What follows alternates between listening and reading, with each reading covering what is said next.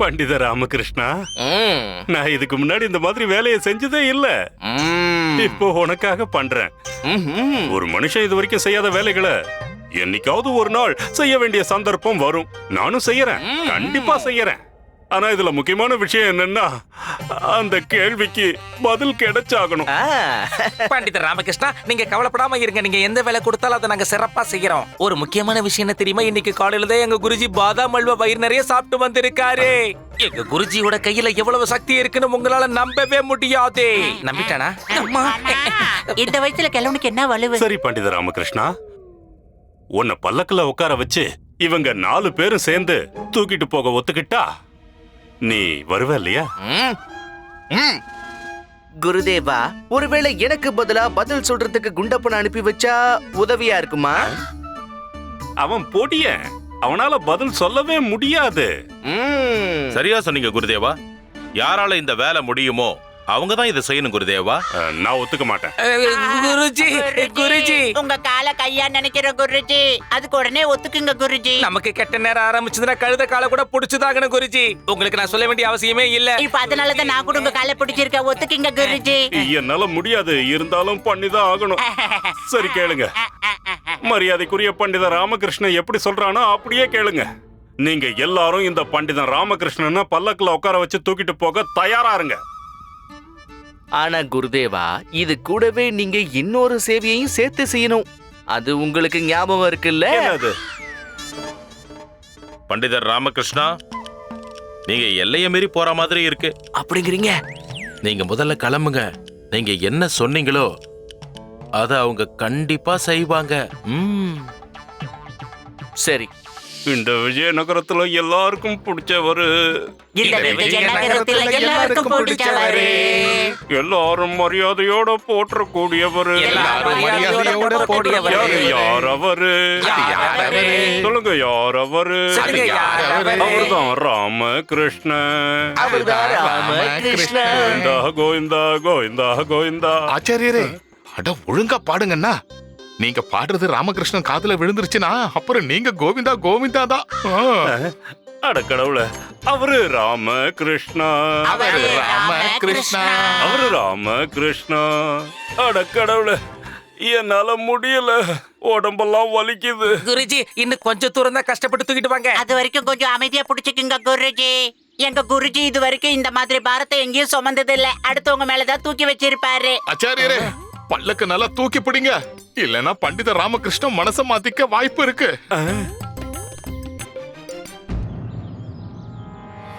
குருதேவரா, பல்லக்கு தூக்கிட்டு இருக்காரு. மகாராஜா வாழ்க. இவரை பல்லக்கு தூக்க வைக்கிற தைரியம் யாருக்கு வந்துச்சு? வீரனே, அந்த பல்லக்கு தெரியுதுல்ல? அந்த பல்லக்குல யார் உட்கார்ந்து இருந்தாலும் சரி, அவனுக்கு அவனுடைய செயலுக்கான தண்டனை கிடைச்சாகணும். போய் அவனை அந்த பல்லக்க விட்டு இறக்கி அவனை நீங்க அடிக்கிற அடியில இதுக்கப்புறம் அவன் எந்த பல்லக்கிலையும் உட்காரவே கூடாது. போங்க. உத்தரவு மகாராஜா.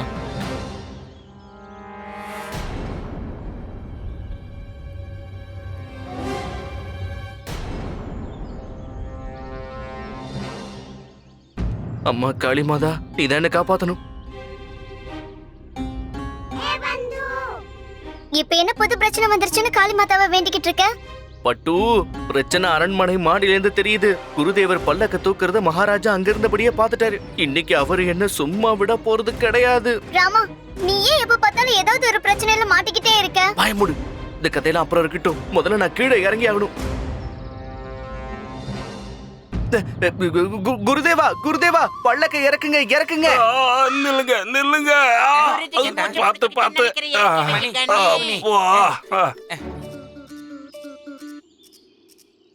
குருதேவா, என்ன விஷயம்? உட்காருங்க. எங்க உட்காருது? பல்லக்குல தான் குருதேவா, வேற எங்க? உங்க பல்லக்க நான் தூக்குறேன். பண்டித ராமகிருஷ்ணா, நீ ஏன் என்கிட்ட விளையாடிட்டு இருக்க? குருதேவா, என் முகத்தை பாருங்க, நான் விளையாடுற மாதிரியா இருக்கு. நீங்க ஒரு மகான். ஆமா. நீங்க ஒரு மகா புருஷன். ஆமா. மகா ஞானியாச்சே. ஆமா. அறிவானவராச்சே. ஆமா, அதுக்கு என்ன? அப்படின்னா இந்த பல்லக்குல உட்கார வேண்டியது நீங்க தான். என்ன மாதிரி ஒரு சாதாரண மனுஷன் இந்த பல்லக்க தூக்கிட்டு தான் போகணும். அதுக்கு தான் நான் தூக்கிட்டு வரேன்னு சொல்றேன். உட்காருவா. கண்டிப்பா கண்டிப்பா. அப்பாடி கடவுளே. நில்லுங்க நில்லுங்க, பல்லக்க தூக்காதீங்க. இதுக்குள்ள உக்காந்து இருக்கிறவனுக்கு மகாராஜா தண்டனை தர சொல்லியிருக்காரு. அடிங்க. வேண்டாம் வேண்டாம், இருங்க இருங்க, அடிச்சிடாதீங்க. மகாராஜா அவனுக்கு தண்டனை தர சொல்லியிருக்காரு. அவர் உத்தரவை எங்களால மீற முடியாது. என்னைய அடிப்பீங்களா? உங்களுக்கு அவ்வளவு தைரியமா? நான் யாருன்னு தெரியலையா? குருதேவா, நீங்களா? தயவு செஞ்சு எங்களை மன்னிச்சிடுங்க. முட்டாள். சரி, நீங்களே பல்லக்க தூக்குங்க. மன்னிச்சிடுங்க பண்டிதரே, நீங்க பதவியை இழந்துட்டீங்க. உங்க உத்தரவுப்படி நாங்க எதுவும் செய்ய முடியாது.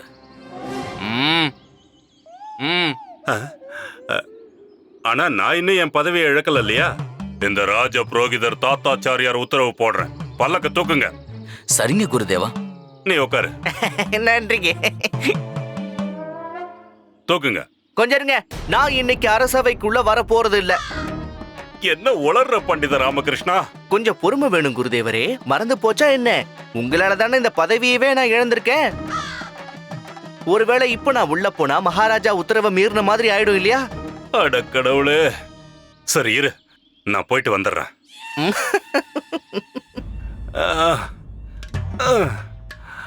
ஆமா. வணக்கம் ஆச்சாரியரே. மகாராஜா வாழ்க. என்னாச்சு குருதேவா? ஏன் உங்க நிலைமை எப்படி இருக்கு? என்னாச்சு குருதேவா, நீங்க ரொம்ப சோர்வா தெரியுறீங்க. அப்படிலாம் ஒண்ணும் இல்ல மகாராஜா. அது வந்து ஒண்ணும் இல்ல, இடுப்பு கொஞ்சம் வலிக்குது. உண்மையை சொல்லுங்க குருதேவா, உங்களை பல்லக்கு தூக்க வைக்கிற தைரியம் யாருக்கு வந்துச்சு? பல்லக்கா? யார் பல்லக்க தூக்குனது? நான் ஒன்னும் பல்லக்க தூக்கலையே. மகாராஜா, நீங்க தப்பா புரிஞ்சுக்கிட்டீங்கன்னு நினைக்கிறேன். நான் அந்த பல்லக்குல உட்காந்து தான் வந்தேன். நானே என் கண்ணால பார்த்தேன். அந்த பல்லக்க நீங்க தான் தூக்குனீங்க. என்னோட ஒரு வேண்டுகோள் மகாராஜா. சொல்லுங்க. அது என்னன்னா மகாராஜா, பண்டிதர் ராமகிருஷ்ணனை இந்த அரசவையில இருந்து வெளியே போக உத்தரவிட்டீங்க. அதை திரும்ப பெறணும். தப்பு செஞ்சதுக்கான தண்டனைய அவன் அனுபவிச்சுட்டான் மகாராஜா. அதனால அவன் இந்த அரண்மனைக்குள்ள திரும்ப வர்றதுக்கு நீங்க அனுமதிக்கணும் மகாராஜா. முடியாது. என்னால பண்டிதன் ராமகிருஷ்ணனை மறுபடியும் உள்ள வர அனுமதிக்க முடியாது.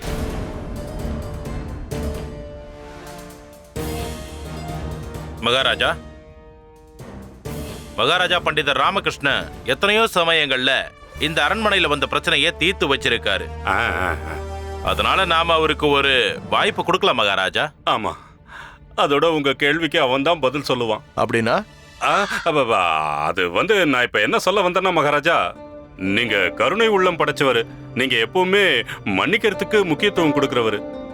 அதனால பண்டிதர் ராமகிருஷ்ணனையும் நீங்க மன்னிச்சு விட்டுருங்க மகாராஜா. சரி குருதேவா, நீங்க இந்த அளவுக்கு சொல்லும் போது, இந்த அளவுக்கு ஆசைப்படும் போது, நான் பண்டிதன் ராமகிருஷ்ணனுக்கு மறுபடியும் தர்பாருக்கு வர்றதுக்கு அனுமதி வழங்குறேன். நன்றி மகாராஜா. அவனும் வரட்டும். என்னுடைய கேள்விக்கு பதிலா அவனால சொல்ல முடியுதான்னு பாப்போம். சரி மகாராஜா. மந்திரியாரே. மகாராஜா, பண்டிதன் ராமகிருஷ்ணனை உடனடியா உள்ள வர சொல்லுங்க. மகாராஜா, பண்டிதர் ராமகிருஷ்ணன் உங்க முன்னாடி ஒரு விசேஷமான முறையில வர்றதுக்கு ஆசைப்படுறாரு. அவரை வரவேற்கிறதுக்கு நீங்க அனுமதி கொடுக்கணும் மகாராஜா. அவன் எப்படி வரணும்னு ஆசைப்படுறானோ அப்படியே வந்துட்டு போகலாம். எனக்கு என்னுடைய கேள்விக்கான பதில் வேணும், அவ்வளவுதான். சரி மகாராஜா. பண்டித ராமகிருஷ்ணா, ராமகிருஷ்ணா, நான் மகாராஜா கிட்ட உன்னை பத்தி எடுத்து சொல்லி உன்னோட பதவி உனக்கு திரும்பவும் கிடைக்கிற மாதிரி செஞ்சுட்டேன். நீ உள்ளவா, வந்து மகாராஜா கேட்ட கேள்விக்கு பதில் சொல்லு. அப்படியா? அப்படின்னு சொல்லிட்டீங்களா குருதேவா? ஆனா உங்களை நம்ப முடியாதே. எந்த நம்பிக்கையில வருது? மகாராஜா திரும்பவும் அதே பதவியை தான் கொடுத்திருப்பாரா? அட கடவுளே, என் மேல உனக்கு கொஞ்சம் கூட நம்பிக்கையே இல்லையா? குருஜி, உங்களுக்கு உங்க மேலே நம்பிக்கை இல்ல, அப்புறம் எப்படி மத்தவங்க உங்களை நம்புவாங்க சொல்லுங்க பார்க்கலாம். எப்படி? அம்மா, பண்டிதர் ராமகிருஷ்ணா, நீங்க அரசவைக்குள்ள தாராளமா வரலாம். மகாராஜா உங்களுக்கு விதிச்ச தடைய முழுசா நீக்கிட்டாரு. ஓ அப்படியா? ரொம்ப நன்றி மந்திரியாரே, ரொம்ப ரொம்ப சந்தோஷம். சரி, இப்ப பல்லக்க தூக்குங்க. நான் இனிமே அரசவைக்குள்ள தாராளமா போகலாம். பண்டித ராமகிருஷ்ணா பண்டித ராமகிருஷ்ணா பண்டித ராமகிருஷ்ணா பண்டித ராமகிருஷ்ணா பண்டித ராமகிருஷ்ணா பண்டித ராமகிருஷ்ணா பண்டித ராமகிருஷ்ணா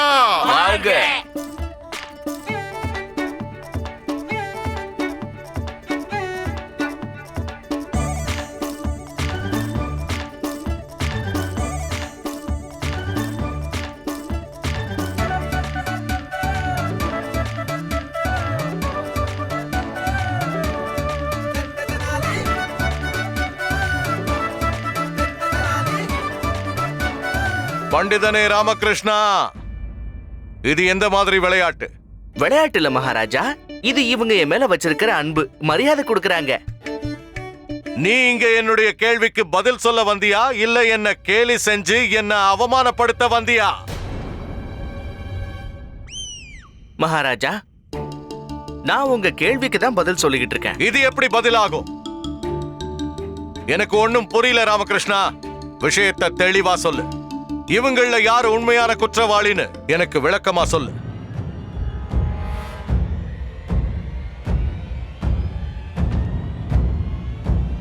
மகாராஜா, குற்றவாளி நீங்க தான்.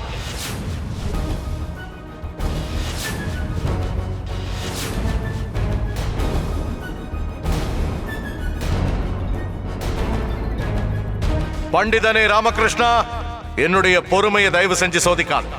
நீ என்ன சொல்றன்னு தெரிஞ்சுதான் சொல்றியா? என்ன மன்னிக்கணும் மகாராஜா, ஆனா உங்களோட சேர்த்து மொத்தம் இந்த அரசவையில எத்தனை உறுப்பினர்கள் இருக்காங்களோ அவங்களும் குற்றவாளிகள் தான். தெளிவா சொல்லணும்னா யாரும் குற்றவாளி இல்ல.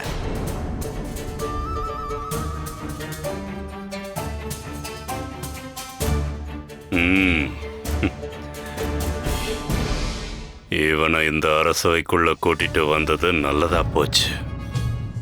இவன் பதவியை மட்டும் இழக்க போறதில்ல, அவனோட உயிரையே இழக்க போறான்.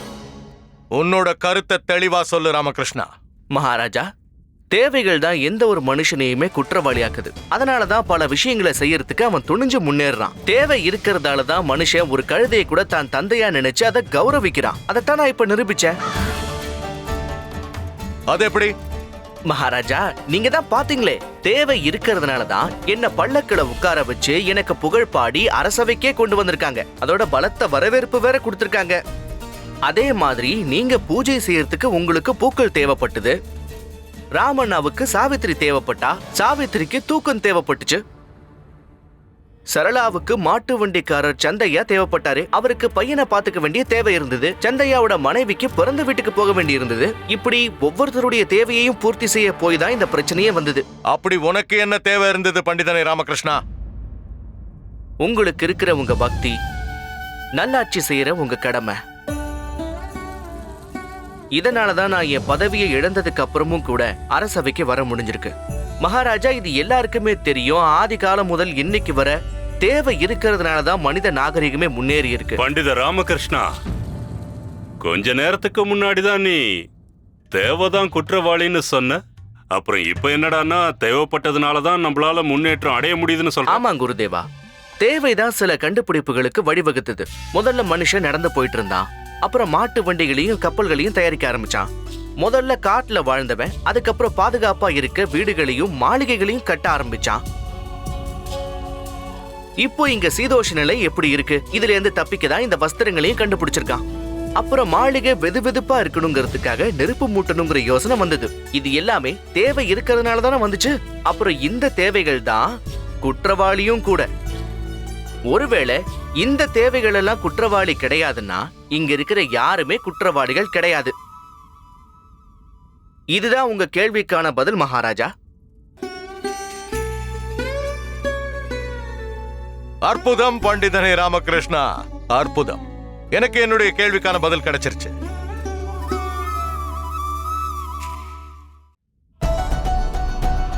சபாஷ் பண்டித ராமகிருஷ்ணா, நீ ரொம்ப விளக்கமா அழகான ஒரு பதில சொல்லிருக்க. சந்தோஷம், ரொம்ப சந்தோஷம். பிரமாதம் பிரமாதம். ஆனா மகாராஜா, சொல்லுக்கும் செயலுக்கும் வித்தியாசம் இருக்கும் இல்லையா? நீங்க என்ன சொல்ல வரீங்க குருதேவா? மகாராஜா, இந்த தேவைகள் தான் எல்லாத்துக்கும் காரணம்னா அப்புறம் இந்த உலகத்துல வேற எதுக்கும் முக்கியத்துவமே இருக்காது. சுயநலமா இருக்கிறதுக்கும் சம்பந்தம் இருக்காது. சொல்ல போனா இதுவும் ஒரு வகையில உண்மைதான் குருவே. அப்படின்னா நீ சொல்ல வந்ததுக்கான அர்த்தம் தேவைகளும் நிர்பந்தங்களும் மட்டும்தான் ஒரு மனுஷனை எதை வேணாலும் செய்ய வைக்குமா? என்ன வேணாலும் செய்ய வைக்கும். நான் 2வது முறையா உங்ககிட்ட கேட்கிறேன் பண்டித ராமகிருஷ்ணா, என்ன வேணாலும் செய்ய வைக்குமா? நானும் மறுபடியும் சொல்றேன் குருதேவா, எது வேணும்னாலும் செய்ய வைக்கும். அப்படின்னா இந்த குளிர்காலத்துல யாராவது ஒரு நபரால குளிர்ந்த நதி தண்ணிக்குள்ள ராத்திரி முழுக்க நிக்க முடியுமா? அதுவும் எந்த ஒரு உதவியும் இல்லாம. ஒருவேளை அந்த நபருடைய தேவையும் நிர்பந்தமும் அதிகமா இருந்தா நிச்சயம் தாக்கு பிடிப்பாங்க. பண்டித ராமகிருஷ்ணா, உன்னால இந்த விஷயத்தை நிரூபிக்க முடியுமா? நான் குருதேவரோட கருத்தை ஏத்துக்கிறேன். பண்டிதனே ராமகிருஷ்ணா, நீ சொல்ல வந்த விஷயத்தை நல்லா தெளிவா சொல்லு. கண்டிப்பா மகாராஜா. நீங்க 10,000 பொற்காசுகள் பரிசா கொடுக்கப்படும் மட்டும் அறிவிங்க. யாருக்கு அந்த தேவையும் நிர்பந்தமும் இருக்கோ அவனால இந்த ஆபத்தான வேலையை நிச்சயம் செய்ய முடியும்.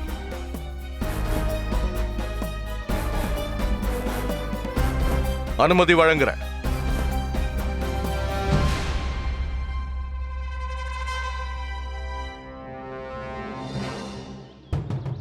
பெரியோர்களே, தாய்மார்களே, எல்லாரும் நல்லா கேட்டுக்கோங்க. ஒரு முக்கிய அறிவிப்பு. இந்த குளிர்காலத்துல எந்த ஒரு குடிமகனாவது ஒரே ஒரு வஸ்திரத்தை மட்டும் அணிஞ்சுக்கிட்டு நதியோட குளிர்ந்த தண்ணியில ஒரு ராத்திரி முழுக்க நிக்கிறவங்களுக்கு மகாராஜா கிருஷ்ணதேவராயர் அந்த நபருக்கு 10,000 பொற்காசுகள் பரிசாக கொடுக்க போறாரு. இவ்வளவு குளிர் அடிக்குது. ஒருத்த முட்டாளா இருந்தாதா ராத்திரி முழுக்க அந்த தண்ணியில இருக்கிறதுக்கு ஒத்துப்பான். 10,000 பொற்காசுகள் பரிசா கொடுக்க போறாங்களாமே.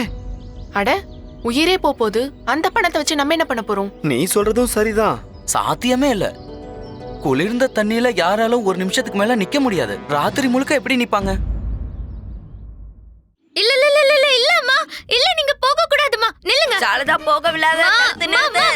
என்ன ஆனாலும் சரி, நான் உங்களை போக விட மாட்டேன். அட நில்லுங்கம்மா, உங்களை நாங்க போக விட மாட்டேன். நீங்க அங்க போக கூடாது. லாமா, நீயே கேளு அம்மா எங்க போலாங்கன்னு. அம்மா எங்க போறதுக்காக இப்படி துடிச்சுக்கிட்டு இருக்க? என்ன? எப்ப அந்த அரசாங்க அறிவிப்பை இவங்க கேள்விப்பட்டாங்களோ அப்போல இருந்து இவங்க அடம் பிடிக்கிறாங்க. ஏதோ ஒரு நதியோட குளிர்ந்த தண்ணியில ராத்திரி முழுக்க நிக்க போறாங்களாம். கண்டிப்பா 10,000 பொற்காசுகளை இவங்க ஜெயிச்சே தீர்வாங்களாம். என்ன மாச்சு, உனக்கு பைத்தியம் ஏதாவது பிடிச்சிருக்கா? என்ன, இந்த மாதிரி நல்ல வாய்ப்பா யாரும் கைவிட மாட்டாங்க. அம்மா, அந்த வாய்ப்பை கைவிடுறதுதான் உனக்கு நல்லது. இல்லனா உன் உயிரையே கைவிட வேண்டி இருக்கும். எதுக்கு உன் உயிரை பணையம் வைக்கிற? எனக்கு எதுவுமே ஆகாது. அவங்க அப்படிதான் சொல்லுவாங்க. நீ எதுக்கு சம்பாதிக்கணும்னு நினைக்கிறப்போ நான் இருக்கேன்ல. நீ இருக்க, அதனாலதான் இதெல்லாம் பண்ண வேண்டியதா இருக்கு. என்னோட முதுமை காலம் பாதுகாப்பா இருக்கணும். எனக்கு உன் மேல நம்பிக்கையே இல்ல. உன்னோட பதவி எப்ப வேணாலும் போலாம். நீ எப்ப வேணாலும் சிறைக்கு போகலாம். இல்லனா உனக்கு தூக்கு தண்டனை கிடைக்கிறதுக்கு கூட வாய்ப்பு இருக்கு. அதனால நான் இதை பண்ணியே ஆகணும். போகட்டும் விழு. ஏன்னா 10,000 பொற்காசுல சும்மா விழ முடியுமா? நான் அந்த பொற்காசை வச்சு நிறைய கொத்துமணி வாங்குவேன். கொத்துமணி வாங்குவியா? அடே பயமுடு, வந்துட்டான் பெருசா சொல்றதுக்கு. சாரதா, நீ ஒரு வேலை பண்ணு. நல்ல குளிரான தண்ணியை கொண்டு போய் குளியல் அறையில வை. அம்மா இப்பவே இந்த நிமிஷமே அதுல குளிக்க போறாங்க. சரியா அம்மா? உருப்படாதவனே. வேண்டாமா, விட்டுருமா. அம்மா அம்மா, உன் நல்லதுக்காக தான் சொல்றேன். வேணாம், இரு அம்மா, இரு. நல்ல கதையா இருக்கே. குளிர்ந்த தண்ணியில குளிக்க முடியாதுங்கிற, ஆனா ராத்திரி முழுக்க உன்னால எப்படி குளிர்ந்த தண்ணியில நிக்க முடியும்? அதுவும் இந்த குளிர் காலத்துல. அம்மா, உன் உடம்புல இருக்கிற எலும்பெல்லாம் கூட உறைஞ்சு போயிடும். அப்புறம் குளிர் தாங்க முடியாம நீ வரும்போது இப்படி விரைச்சு போய் தான் நடந்து வருவ. அதுக்கப்புறம் 10,000 பொற்காசுகளை வச்சு என்ன பண்ணிட போற? சொல்லு.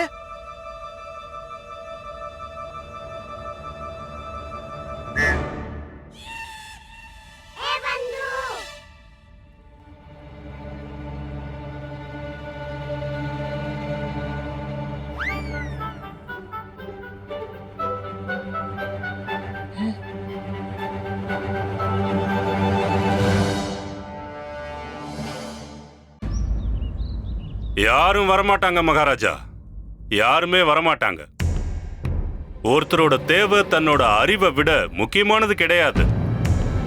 முட்டாள் தான் இந்த மாதிரி தன்னோட உயிரை பணயம் வைக்க முன் வருவான். ஒரு ராத்திரி முழுக்க குளிர்ந்த நதி நீர்ல யாராலையும் நிக்க முடியாது, நிச்சயமா முடியாது.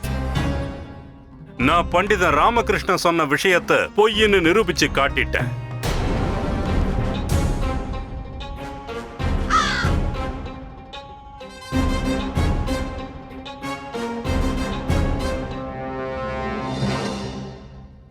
மகாராஜா,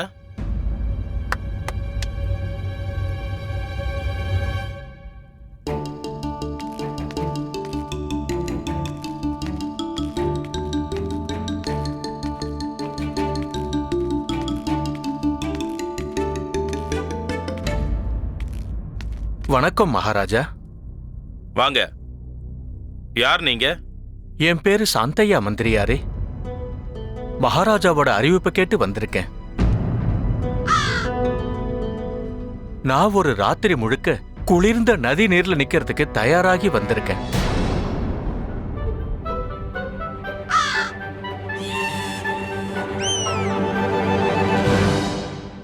முட்டாளா நீங்க? முட்டாளான்னு கேக்குறேன். உயிர் மேல உங்களுக்கு ஆசை இல்லையா? ஐயா பெரியவரே, உங்களோட தைரியத்தை நான் மனசார பாராட்டுறேன். இருந்தாலும் உங்களுக்கே தெரிஞ்சிருக்கும், நீங்க ஏத்துக்கிற இந்த காரியம் உண்மையிலேயே ரொம்ப ஆபத்தானது. வாழ்க்கையை விட கஷ்டமானது வேற எதுவுமே இல்ல பண்டிதரே. எனக்கு பணம் அவசியம் தேவைப்படுது. என் நிலைமையை கொஞ்சம் புரிஞ்சுக்கங்க. உங்களுக்கு அப்படி என்ன பெரிய கஷ்டம் வந்திருக்கு? உயிரை விடுறதுக்கு தயாரா வந்திருக்கீங்க? வறுமையை விட பெரிய கஷ்டம் வேற என்னவா இருக்க முடியும் ஆச்சாரியரே? ஓ, என் மனைவி உடம்பு முடியாம படுத்திருக்கா, வைத்தியம் பார்க்கணும். அதோட என் பொண்ணு கல்யாணத்தை வேற நான் நிச்சயம் பண்ணிருக்கேன். இது எல்லாத்தையும் நான் சமாளிக்கணும்னா எனக்கு பணம் வேணும் மகாராஜா. ஒருவேளை உங்க நிலைமை இதுதான்னா மகாராஜா கிட்ட நீங்க உதவி கேட்டிருக்கலாமே. அவர் கண்டிப்பா உங்களுக்கு உதவி செஞ்சிருப்பாரு. அப்படி செஞ்சா என் தன்மானம் என்ன ஆகுறது? மகாராஜா கருணை உள்ளம் படைச்சவரு. அதுக்காக நான் பிச்சை எடுக்க முடியாது. நான் இந்த சவால்ல ஜெயிச்சிட்டு பணத்தை வாங்கிக்கிறேன்.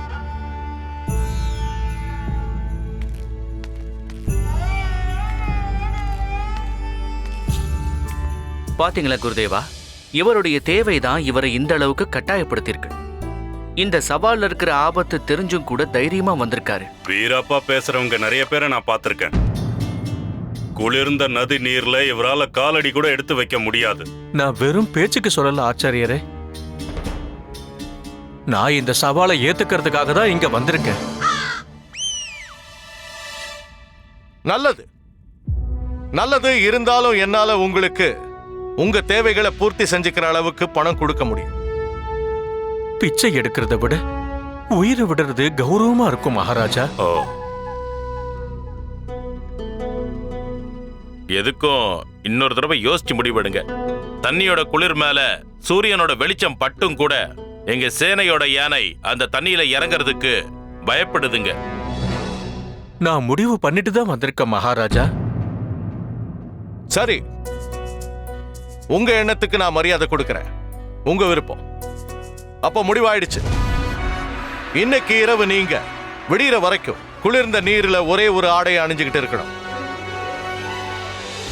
அந்த காரியத்தை செஞ்சு முடிச்சிங்கன்னா நாளைக்கு காலையில நான் உங்களுக்கு என் கையால 10,000 பொற்காசுகளை பரிசா வழங்குவேன்.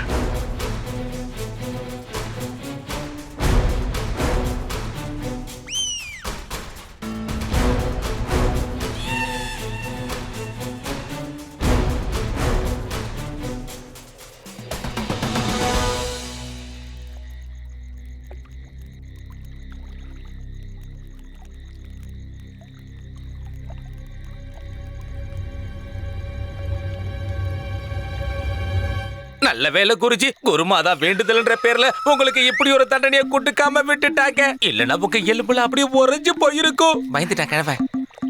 குருஜி நீங்க ஒரு காரியம் பண்ணுங்க, உடனே இந்த நதியில இறங்கி ஒரு முங்கி எந்திரிச்சு வாங்க. சூடா இருக்கா குளிர்ச்சியா இருக்கான்னு வெளியில வந்து எங்க கிட்ட சொல்லுங்க குருஜி. டேய் முட்டாள், இந்த குளிர்காலத்துல இந்த தண்ணி எப்படிடா சூடா இருக்கும்னு சொல்ற? இதுல ஆச்சரியப்படுறதுக்கு ஒண்ணுமே இல்ல குருஜி. பண்டித ராமகிருஷ்ணன் முடியாத காரியம் எல்லாத்தையும் முடிச்சு காட்டுவான். உங்களுக்கு தான் தெரியுமே. யாருக்கு தெரியும்? பண்டித ராமகிருஷ்ணன் கொடுத்த வாக்குறுதிக்காக இந்த குளிர்ந்த தண்ணியை சூடாக்குறதுக்கு கூட அவர் ஏதாவது முயற்சி செஞ்சிருப்பாரு. ஆமாம் குருஜி.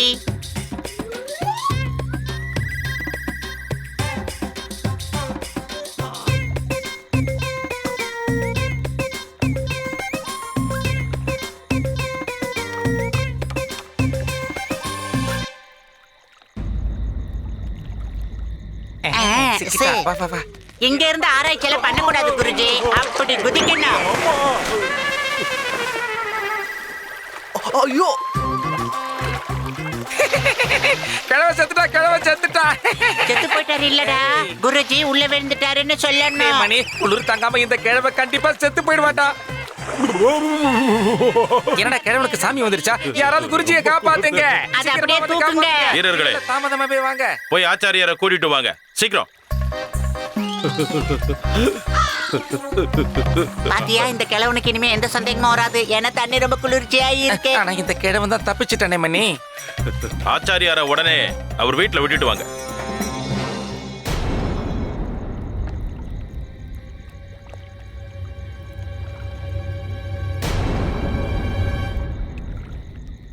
எதுக்கும் இன்னொரு முறை நல்லா யோசிச்சுக்கோங்க பெரியவரே.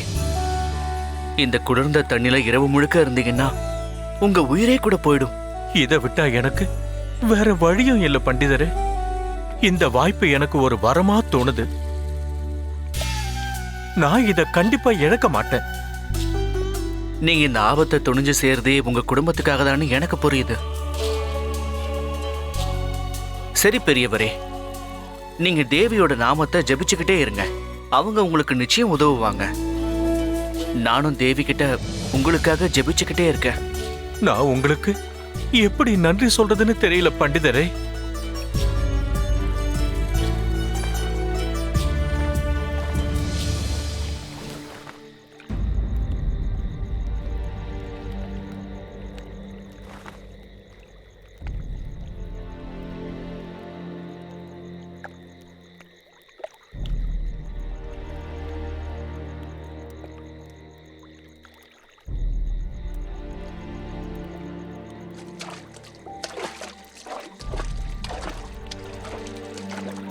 அம்மா தாயே, இந்த பெரியவரை காப்பாத்துமா. இவர் முயற்சியில இவர் வெற்றி அடையணும். நீதான் துணை இருக்கணும்.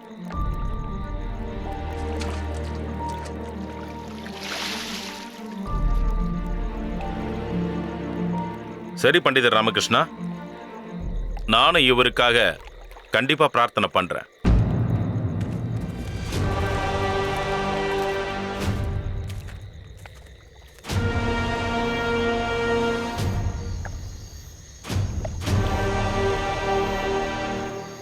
ஐயா பெரியவரே, மனசுக்குள்ள தேவியை நல்லா வேண்டிக்கோங்க.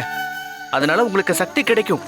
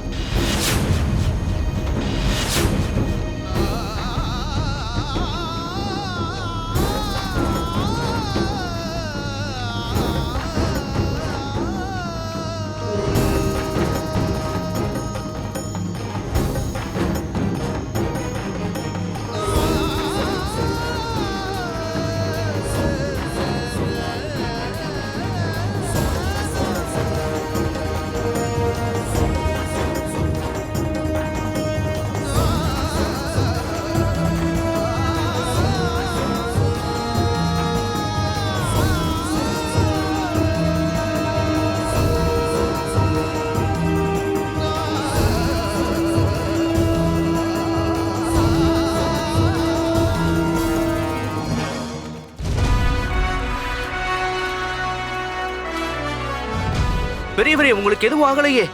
வெளியே வாங்க. வீரர்களே, அவரை வெளியில கொண்டு வாங்க.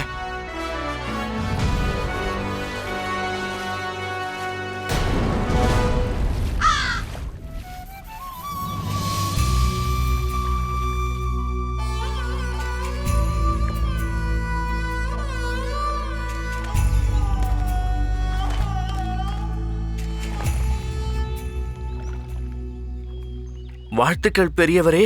சாத்தியமே இல்லைன்னு சொன்னதையும் நீங்க சாதிச்சு காட்டியிருக்கீங்க. இனி உங்க குடும்பத்துல இருக்கிற எல்லா பிரச்சனைகளுமே தீர்ந்து போயிடும். ஆச்சரியமா இருக்க. உங்களுக்கு எதுவும் ஆகலையா? நல்லாதான் இருக்கீங்களா? நீங்க மோசடி வேலை எதுவும் செய்யலல்ல? ஒரு ராத்திரி முழுக்க இந்த நதியில, அதுவும் குளிர்ந்த தண்ணியில எப்படி நிக்க முடிஞ்சது? இது சாத்தியமே இல்ல, அசாத்தியமான காரியம். ராத்திரி யாருக்கும் தெரியாம நதியில இருந்து வெளியே வந்திருக்கீங்க இல்லையா? வீரர்களே, இவர் ராத்திரி முழுக்க தண்ணியில தான் இருந்தாரா? ஆமா மந்திரியாரே, ராத்திரி முழுக்க தண்ணியில தான் இருந்தாரு. ஆமா மந்திரியாரே, ஒரு நிமிஷம் கூட அவர் தனியை விட்டு வெளியே வரல. ராத்திரி முழுக்க அங்கேதான் இருந்தாரு. நான் கூட இங்கேயே தான் இருந்தேன். அற்புதமான காரியம் செஞ்சிருக்கீங்க சாந்தையா. இதை எப்படி பண்ணீங்க? கொஞ்ச தூரத்துல கோயில்ல ஒரு விளக்கு எரிஞ்சுகிட்டே இருந்தது.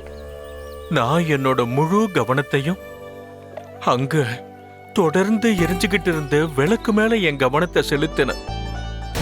அதோட பிரகாசத்தை என்னோட ஆழ் மனசுல உணர்ந்துகிட்டே இருந்தேன். நான் உஷ்ணமாகற மாதிரி யோசிச்சேன். காளியம்மனோட பெயரை என்னோட மனசுக்குள்ள ஜபிச்சுக்கிட்டே இருந்தேன். தீபத்தோட வெளிச்சத்திலே என் கவனத்தை செலுத்தின. குளிரா இருக்குங்கிற எண்ணத்தை ஒதுக்கிட்டேன். இப்படிதான் நான் ராத்திரி பூரா இருந்தேன். அதுல ஜெயிச்சும் இருக்கேன். அதான பார்த்தேன். நான் நினைச்சேன், இவரு தந்திரமா நம்ம எல்லாரையும் ஏமாத்திருக்காரு மகாராஜா. இல்லன்னா யாராலையும் இந்த குளிர்ந்த தண்ணியில ராத்திரி முழுக்க இருக்கவே முடியாது. இவர் தீபத்தோட உதவியை எடுத்துக்கிட்டாரு, அந்த சூட்டை தனக்குள்ள இழுத்துக்கிட்டாரு. அதனாலதான் இந்த தண்ணியில இவரால நிக்க முடிஞ்சிருக்கு. இவர் இந்த சவால்ல தோல்வி அடைஞ்சிருக்காரு மகாராஜா. என்ன, ஏன் இப்படி புரிஞ்சுக்காம என்னென்னமோ உளறீங்க ஆச்சாரியாரே? தூரத்துல இருக்கிற ஒரு விளக்க பார்க்க கூடாதுன்னு யாரும் அவருக்கு நிபந்தனை போடவே இல்லையே. பண்டிதர் ராமகிருஷ்ணா, நீ மறந்திருக்க மாட்டேன்னு நினைக்கிறேன். எந்த ஒரு உதவியையும் எடுத்துக்க கூடாதுன்னு சொல்லிருக்கோம்ல? அப்படி சொன்னது உனக்கு ஞாபகம் இருக்கா இல்லையா? ஆமா சொல்லியிருந்தீங்க. ஆனா அப்புறம் என்ன, இப்ப நிரூபணம் ஆயிடுச்சுல்ல. இவர் அந்த தீபத்தோட உதவியை எடுத்துக்கிட்டு இருக்காரு, அந்த சூட்டை உணர்ந்திருக்காரு. ஆனா குருதேவா, இவர் இன்னுமா உனக்கு புரியல பண்டித ராமகிருஷ்ணா? எத்தனை நாளைக்கு ஆனா ஊனான்னு சொல்லிக்கிட்டே இருக்க போற? இவர் தன்னோட உடலாலேயோ இல்ல மனசாலேயோ எந்த ஒரு உதவியையும் எடுத்திருக்க கூடாது. நான் சொல்றது சரியா தப்பா? ஆமா சரிதான். இருந்தாலும் போதும், நிரூபணம் ஆயிடுச்சு மகாராஜா. பண்டித ராமகிருஷ்ணனும் இதுக்கு ஒத்துக்கிட்டான். இவர் இந்த சவால்ல தோல்வி அடைஞ்சிருக்காரு. இவருக்கு 10,000 பொற்காசுகள் என்ன, ஒரு செல்லா காசை கூட கொடுக்க கூடாது.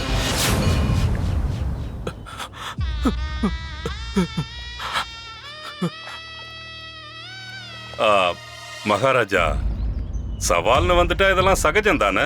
விதிமுறையை மீறக்கூடாது. இவரால விதிமுறைகளை சரியா கடைபிடிக்க முடியல. அதனால இந்த விஷயத்தை இதோட விட்டுருவோம். என்ன பண்டித ராமகிருஷ்ணா? பண்டித ராமகிருஷ்ணா,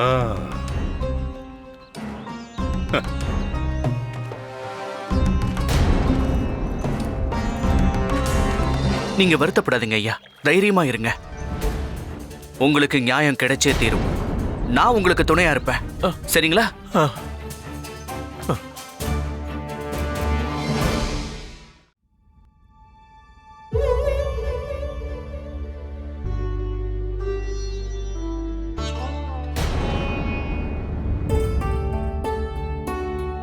எடுத்துக்கங்க. எதை? உங்க முன்னாடி நான் சாப்பாடு வச்சிருக்கேன், அதை எடுத்து நல்லா சாப்பிடுங்க. காலையில இருந்து நீங்க எதுவுமே சாப்பிடாம இருக்கீங்க.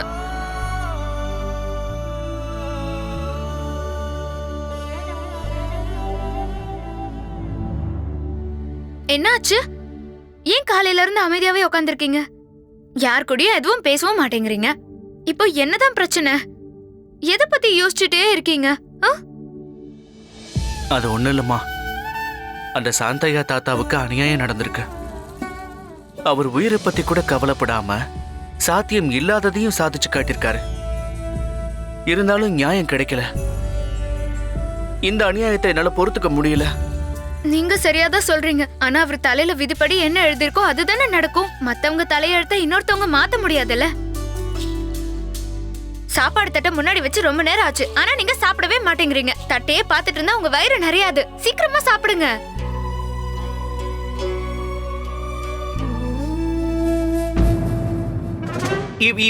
இப்படி என்ன சொன்ன? மறுபடியும் ஒரு சொல்லு. சாப்பிடுங்கன்னு சொன்னேன். வேற என்ன சொன்ன? இல்ல அதுக்கப்புறம் என்ன சொன்ன? ஒருத்தரோட தலையெழுத்த இன்னொருத்தவங்க மாத்த முடியாதுன்னு சொன்னேன். இல்ல அதுக்கப்புறம் என்ன சொன்ன? தட்டையே பாத்துட்டு இருந்தா வயிறு நிறையாதுன்னு சொன்னேன். சாப்பிட்டாதான் வயிறு நிறையும். சாப்பிடுங்க.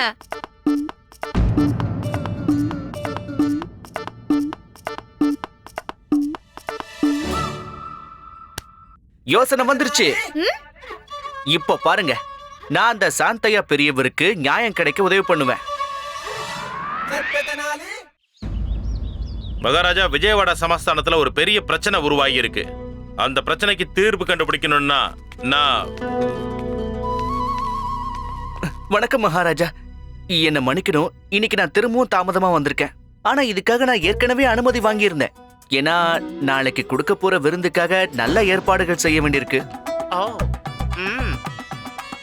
நீ எந்த மாதிரி விருந்த பத்தி சொல்லிட்டு இருக்க ராமகிருஷ்ணா? மகாராஜா, இந்த விருந்துக்கு பின்னாடி ஒரு விசேஷமான பலன் இருக்கு.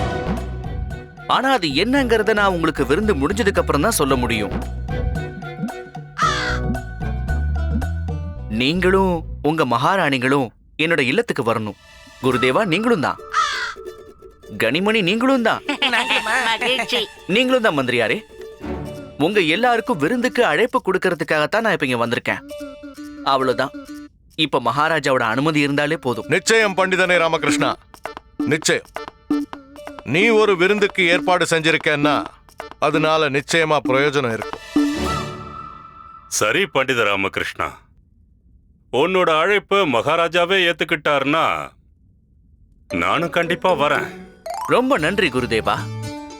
மகாராஜா, இந்த விருந்து எப்படி இருக்கும்னா இனி நீங்க யாரும் உங்க வாழ்க்கையில மறக்க முடியாத அளவுக்கு இருக்கும். அப்படியா?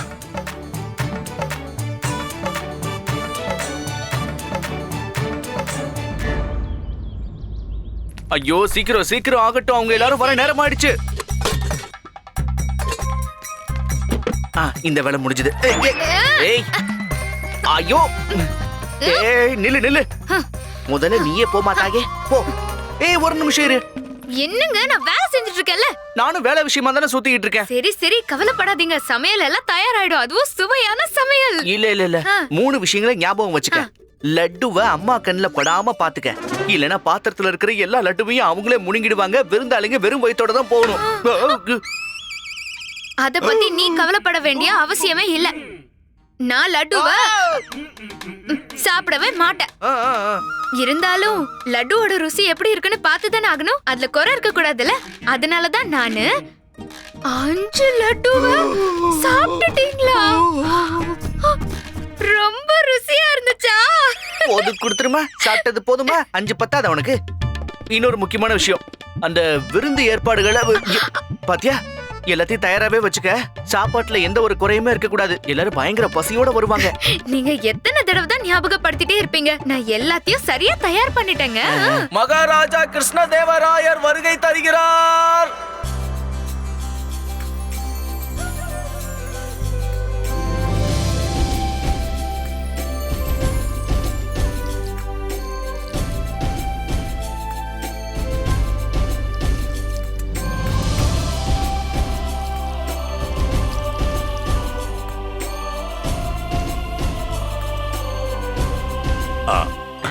வணக்கம் வணக்கம்.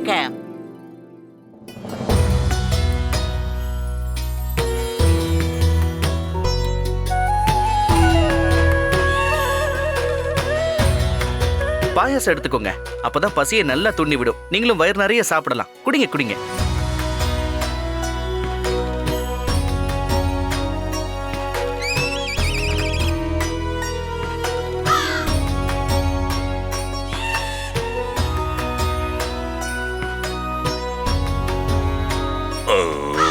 குடிங்க ஆச்சாரியாரே, நல்லா குடிங்க. ஏன்னா இந்த விருந்தை நீங்க உங்க வாழ்க்கையில மறக்க மாட்டீங்க.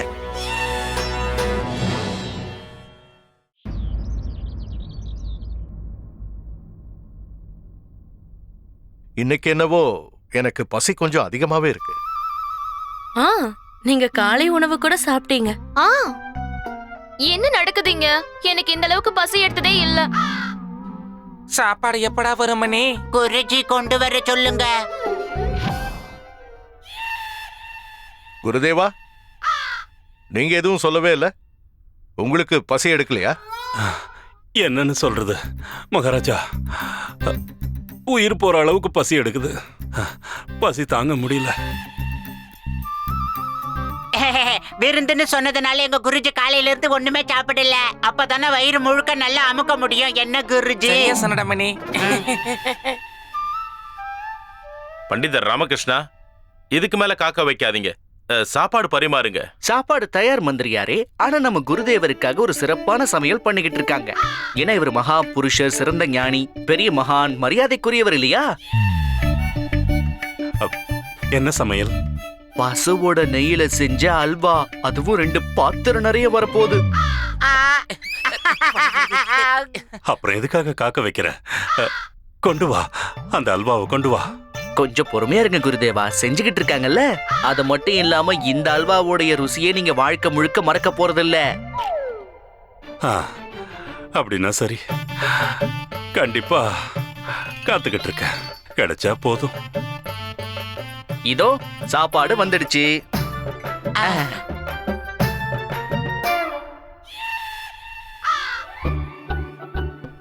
இன்னும் கொஞ்சம் சாப்பிட்டுட்டு வாங்கிக்கிங்க. அவருக்கு அவசரம்டா.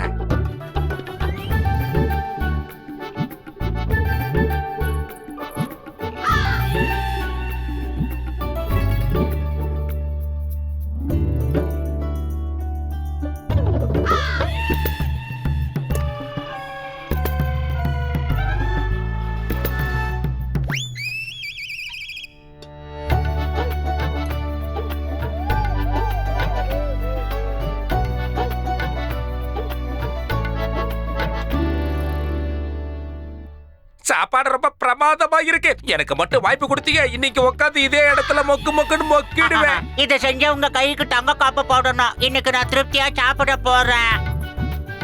பண்டிதர் ராமகிருஷ்ணா. என்ன குருதேவா? எனக்கு ஒரு விஷயத்த சொல்றியா? இந்த அல்வா எங்க? சமைச்சாச்சே.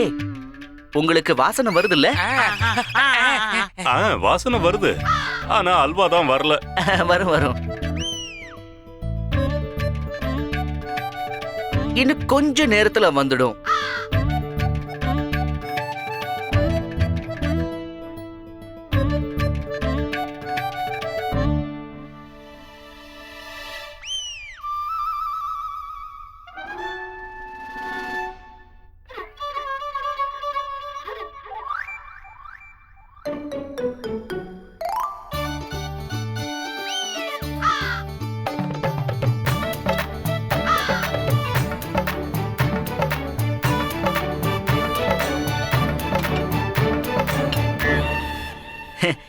இந்தாங்க குருதேவா, இப்போ இந்த அல்வாவை சாப்பிட்டு சந்தோஷமா இருங்க.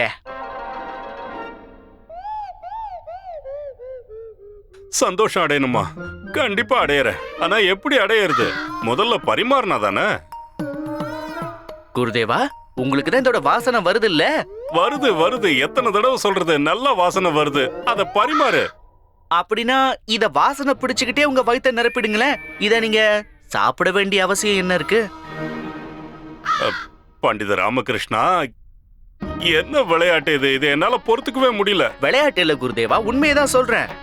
இந்த அல்வாவை சாப்பிட்டு இல்ல, இதோட வாசனையை முகர்ந்துகிட்டே நீங்க உங்க வயித்தை நிரப்பிக்கோங்க.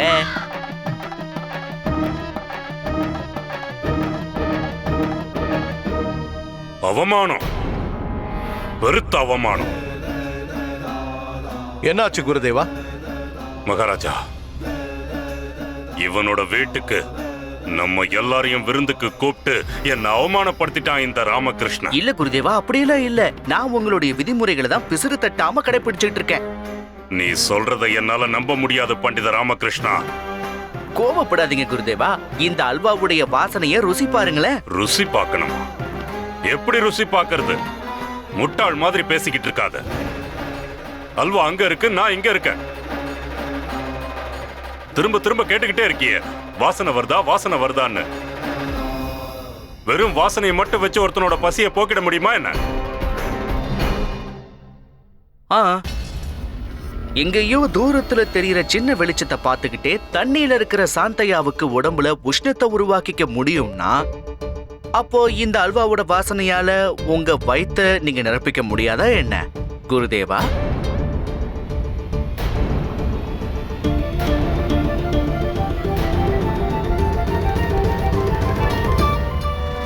நல்ல விளக்கம்தான். பண்டிதர் ராமகிருஷ்ணன் சொன்ன விஷயம் உண்மைன்னு ஆமோதிக்கிறேன் குருதேவா.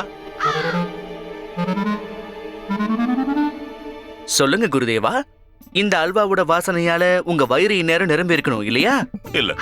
அப்படின்னா அந்த தீபத்துடைய ஒளியால சாந்தையாவுடைய குளிர் போயிருக்குமா என்ன? கண்டிப்பா இல்ல. அப்படின்னா அந்த பெரியவர் அந்த சவால்ல தோத்து போயிட்டாரா? இல்ல இல்ல.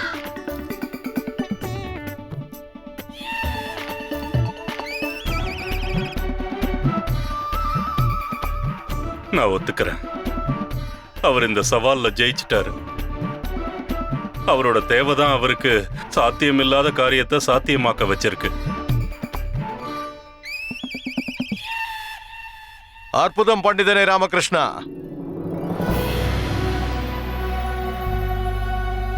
நான் உங்ககிட்ட இதைத்தான் எதிர்பார்த்தேன். இன்னைக்கு நீ எங்க எல்லாருடைய கண்களையும் திறந்துட்ட. இன்னைக்கு நான் அறிவிக்கிறேன், சாந்தையா அன்னைக்கு பரிசுக்கு தகுதியானவராய் இருந்தார். அதனால அவரை நாளைக்கு காலையில ராஜ தர்பாருக்கு வர சொல்லுங்க. மகாராஜா, அவரை நாளைக்கு கூப்பிட வேண்டிய அவசியமே இல்ல. ஏன்னா அவரு இப்போ இங்கதான் இருக்கார். சாந்தையா தாத்தா,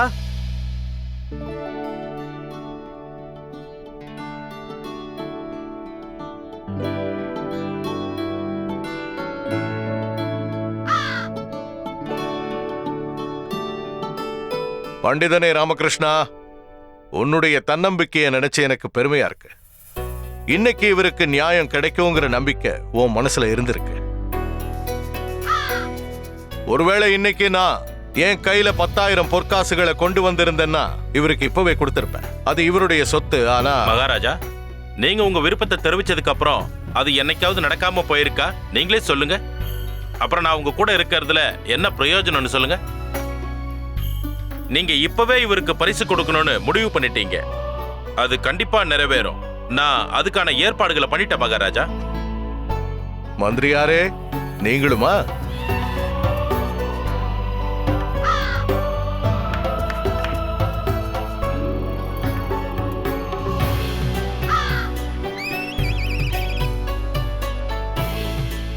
இந்தாங்க மகாராஜா, உங்க வாக்க நிறைவேத்துங்க.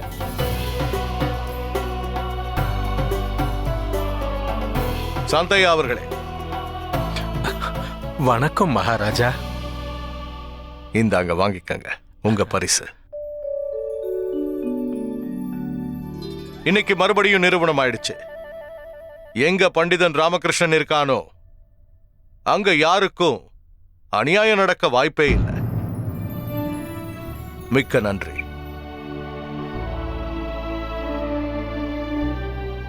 உங்க உதவியை என்னால கடைசி வரைக்கும் மறக்க முடியாது பண்டிதரே.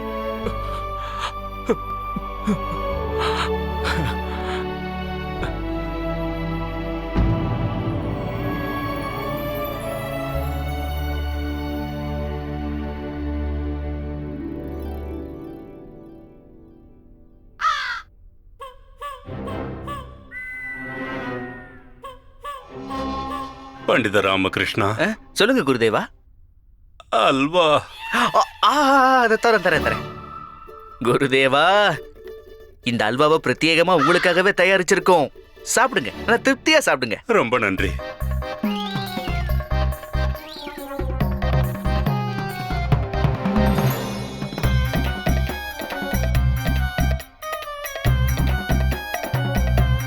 ஒரு வழியா நியாயம் வெற்றி அடைஞ்சிருச்சு. இருந்தாலும் பண்டிதனை ராமகிருஷ்ணா, எனக்கு என்னுடைய ஒரு கேள்விக்கு பதில் கிடைக்கலையே. நீ என்கிட்ட என்ன சொன்ன? இன்னைக்கு இந்த விருந்த ஒரு விசேஷமான விஷயத்துக்காக ஏற்பாடு செஞ்சிருக்கேன்னு சொன்னேன். அந்த விசேஷம் என்னன்னு நான் தெரிஞ்சுக்கலாமா? விசேஷம் தான் மகாராஜா. ஏன்னா இன்னைக்கு நான் 25வது முறையா உங்க கோபத்துல இருந்து உயிரோட தப்பிச்சிருக்கேனே. அதாவது 25வது முறையா உங்க அரசவையில இருந்து வெளியேற்றப்பட்டு 25வது முறையா திரும்பவும் அரசவைக்குள்ள நுழைஞ்சதுக்காகத்தான் இத ரொம்ப விமர்சையா கொண்டாடணுமேனு இதையெல்லாம் ஏற்பாடு பண்ண மகாராஜா.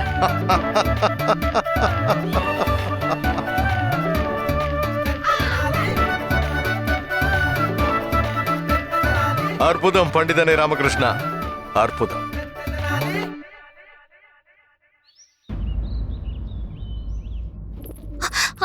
பறக்காத பறக்காத, கீழே வா கீழே வா. அட சொன்னா கேட்க மாட்டேன், ஒழுங்கா வந்துரு. ஏய் ஏய் நில்லு நில்லுங்கறல்ல. இப்போ ஒழுங்கா நிக்க போறியா இல்லையா? ஏன் என்ன இப்படி ஓட வைக்கிற? நான் உன்னோட மகாராணி, உன்ன மாதிரி ஒண்ணு புறா கிடையாது, புரிஞ்சுதா? மகாராணி, என்ன நடந்துகிட்டு இருக்கீங்க? காலையில நீ என்ன பண்ணிட்டு இருக்க? மகாராஜா, அந்த புறாவை பாருங்க. புறாவா? இந்த புறா எனக்காக ஒரு தகவல் கொண்டு வந்திருக்கு. ஆனா என்கிட்ட கொடுக்கவே மாட்டேங்குது. என்ன அங்கேயும் எங்கேயும் ஓட வைக்குது மகாராஜா. பாத்தீங்களா மகாராஜா, இப்ப இந்த புறா என்ன இந்த நிலைமைக்கு ஆளாக்கிருக்கு. நீ கொஞ்சம் அமைதியா இரு, அமைதியா இரு. நான் இப்போ அந்த புறாவை கூப்பிடுறேன்.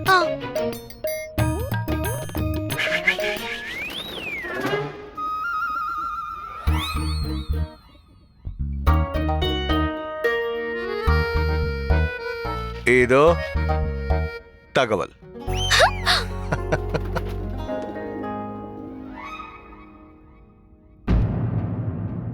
என்னாச்சு மகாராணி? அம்மா, உங்க அம்மாவுக்கு என்னாச்சு? அம்மா சரியில்லை. என்ன?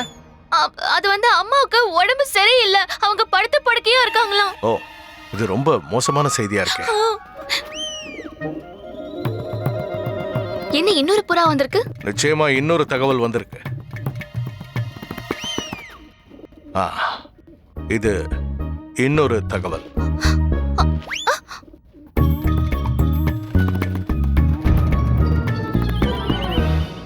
என்னாச்சு சின்ன மகாராணி? ஒன்னும் பிரச்சனை இல்லையே? மகாராஜா, எங்க அம்மா என்ன பார்க்கணுமா? உடனே வர சொல்லிருக்காங்க. அவங்க உயிருக்கு ஏதோ ஆபத்து வந்திருக்கு. மகாராஜா, எனக்கு ரொம்ப பயமா இருக்கு மகாராஜா. அம்மாவை நினைச்சா ரொம்ப கவலையா இருக்கு மகாராஜா. அமைதியாரு, அமைதியாரு. நீ கொஞ்சம் தைரியமா இரு மகாராணி. எல்லாம் நல்லபடியா நடக்கும். மகாராஜா, இன்னொரு புறா வந்திருக்கு.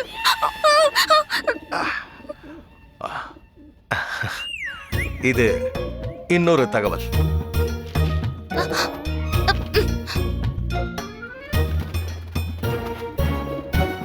இதுல என்ன எழுதியிருக்கு மகாராணி?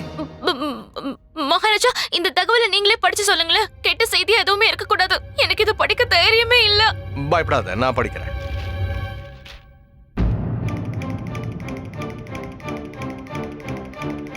போச்சு.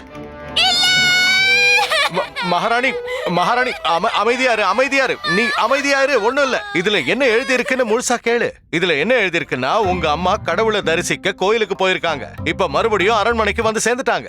இப்போ ஓய்வு எடுத்துக்கிட்டு இருக்காங்க. ஆனா ஒண்ணு, அவங்களுக்கு உடல் நலம் கொஞ்சம் சரி இல்லதான். அவங்க உங்களையே நினைச்சிட்டு இருக்கிறதும் உண்மைதான். அப்போ மகாராஜா, நீங்களும் என் கூட வாங்கல. அது சாத்தியமா இருந்தா நல்லதா இருக்கும் மகாராணி. ஏன் மகாராஜா, ஏன் சாத்தியமா இருக்காதுன்னு சொல்றீங்க? சின்ன மகாராணி, நான் ஒரு ராஜா. நான் ராஜ சிம்மாசனத்தை அப்படியே விட்டுட்டு எப்படி வர முடியும் சொல்லு? எனக்கு எத்தனை கடமைகள் இருக்கு. மொத்த ராஜ்யத்தையும் என் தோள் மேல நான் சுமந்துகிட்டு இருக்கேன். அப்போ எங்க அம்மா, அவங்க உங்களுக்கு முக்கியம் இல்லையா? அவங்க உங்க கடமை இல்லையா? ஆமா, நிச்சயம் அவங்களும் இல்ல. அப்படி இருந்திருந்தா நீங்க என்ன நிச்சயமா தனியா போன்னு சொல்லிருக்க மாட்டீங்க. சின்ன மகாராணி, நான் சொல்றத நீ புரிஞ்சுக்க மாட்டேங்கிற. ஆமா, நான் தான் சரியா புரிஞ்சுக்கல. ஏன்னா நான் ஒரு முட்டாளாச்சே. இல்ல, நீ முட்டாள்னு உன்கிட்ட யார் சொன்னது? நான் முட்டாள் கிடையாதுன்னா வேற என்ன? படி கட்டின முட்டாள். அதனாலதான் நீங்க என் மேல அன்பு வச்சிருக்கீங்கன்னு நான் உங்களை ரொம்ப நம்பினேன். அதுதானே உண்மை. இல்ல, உங்களுக்கு என் மேல கொஞ்சம் கூட அன்பே இல்ல. ஒருவேளை இருந்திருந்தா நீங்க கண்டிப்பா என் கூட இப்ப வந்திருப்பீங்க. என் மேல அன்பு இருந்திருந்தா இப்படி தனியா போன்னு சொல்லிருக்க மாட்டீங்கல்ல. உங்களுக்கு என் மேல அன்பு இருந்திருந்தா நீங்க என்ன இப்படியே அழ விட்டுருக்க மாட்டீங்க. என் மேல உங்களுக்கு அன்பு இருந்திருந்தா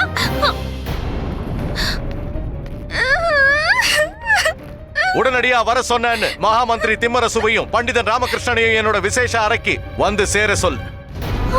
நான் இப்பவே இந்த கடமை அவங்க கிட்ட சொல்ல விரும்புறேன். நான் சின்ன மகாராணி திருமலம்பாவோட அம்மாவை சந்திக்க அவங்க ஊருக்கு போறேன். மகாராஜா,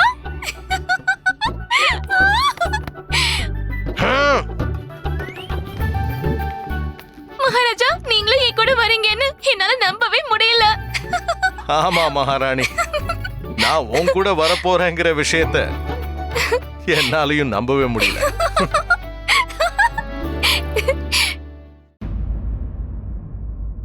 எனக்கு நல்லா தெரியும், ஒரு மகாராஜாவா இருந்துகிட்டு ராஜ தர்பாரை விட்டு அரச கடமைகளையும் விட்டு போறது சரியில்லை. இருந்தாலும் மகாராணி திருமலம்பாவோட பேச்ச நான் அதாவது என்ன சொல்ல வந்தேன்னா, மகாராணி திருமலம்பாவோட அம்மா இருக்காங்களே, அவங்களுக்கு உடல் நலம் சரியில்லை. அதனால எனக்கு தெரிஞ்சு நான் அவங்கள போய் சந்திக்கிறது ரொம்ப முக்கியம்னு நினைக்கிறேன். அவங்க கூட நான் இருக்கணும். அதனால அங்க போகணும்னு முடிவெடுத்துட்டேன். என்ன சொல்றேன்னு புரியுதுல மந்திரியா? ஆமா புரியுது மகாராஜா. உங்க மாமியாருக்கு உடம்பு சரியில்லைன்னா நீங்க கண்டிப்பா போய் தானே ஆகணும். மகாராஜா, நீங்க தாராளமா போயிட்டு வாங்க. இங்க இருக்கிற பணிகளை நாங்க பாத்துக்கிறோம்.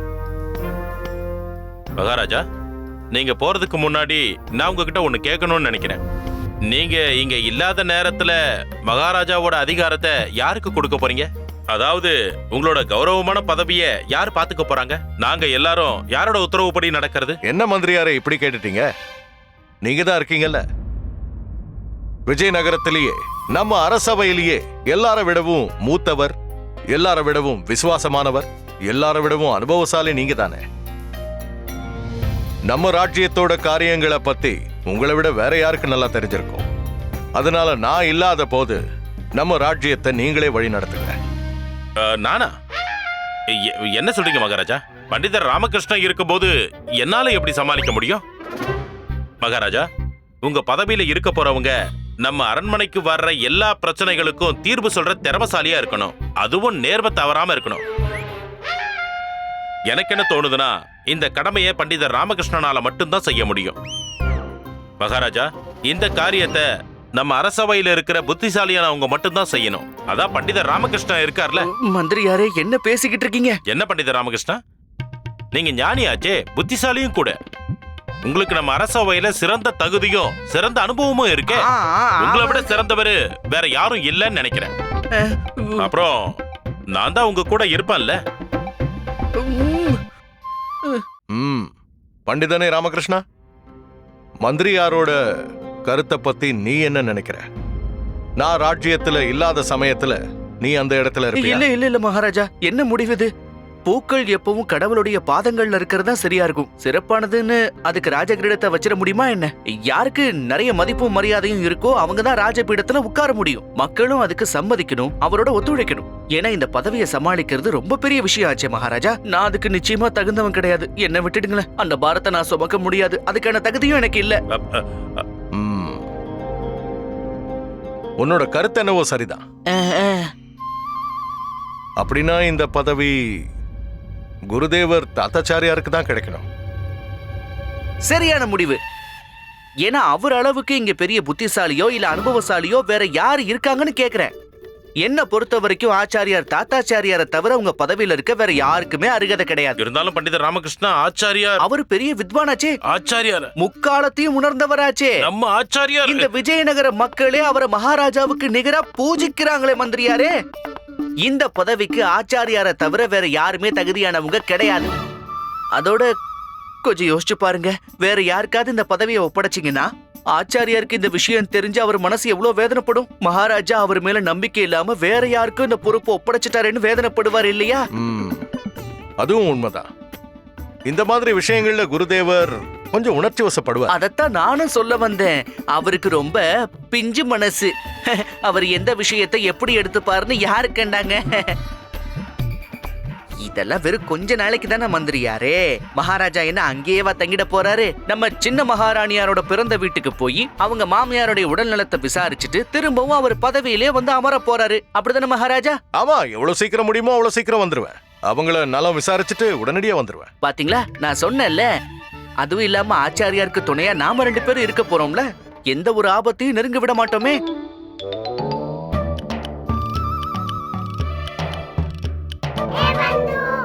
உனக்கு பைத்தியம் பிடிச்சிருக்காராமா? அந்த கிழவன் தாத்தாச்சாரியாருக்கு மகாராஜோட பதவி கிடைக்க போகுதா? திருடன் கையிலே பணப்பட்டி சாவி கொடுத்த மாதிரி ஆயிடாதா? எல்லாத்தையுமே சுத்தமா வழிச்சிருவாரு. மிச்சம் மீதி எதுவுமே இருக்காது. இதுல இருந்து தப்பிக்க எனக்கு வேற வழியே தெரியல பொட்டு. நீ ஒண்ணு கவலைப்படாத, எதுவும் ஆகாது. நான் அவரை கண்காணிச்சுக்கிட்டே தான் இருப்பேன். அவரை எந்த மோசடியும் செய்ய விடவே மாட்டேன். இவ்வளவு பெரிய பதவி கிடைச்சதுக்கு அப்புறமா தாத்தாச்சாரியார் உன்கிட்ட இதெல்லாம் சொல்லிட்டு செய்வாரா என்ன? எச்சு,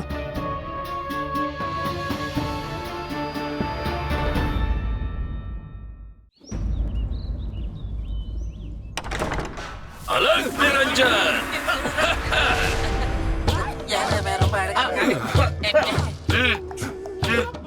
என்ன கன்றாவி இது? குருஜி இப்ப அதுவா முக்கியம். முதல்ல இந்த ஆளு யாருன்னு கேளுங்க. யார் நீ? உங்க முன்னாடி நிக்கிறது ஒரு பெரிய பாபா சுவாமி. நிகழ்காலத்தையும் எதிர்காலத்தையும் துல்லியமா சொல்லுவாரு. அது என்னவா வேணாலும் இருந்துட்டு போகட்டும். என்னால நிகழ்காலத்தையே பார்க்க முடியல, எதிர்காலத்தை பத்தி எப்படி பார்க்க முடியும்? கோவப்படாம அமைதியா இருங்க. இப்ப உங்க முன்னாடி ஒரு பெரிய மகான் நின்னுட்டு இருக்காரு, அகோரி பாபா. வணக்கம் சொல்லுங்க சுவாமி. வணக்கம். அலக் நிரஞ்சன்.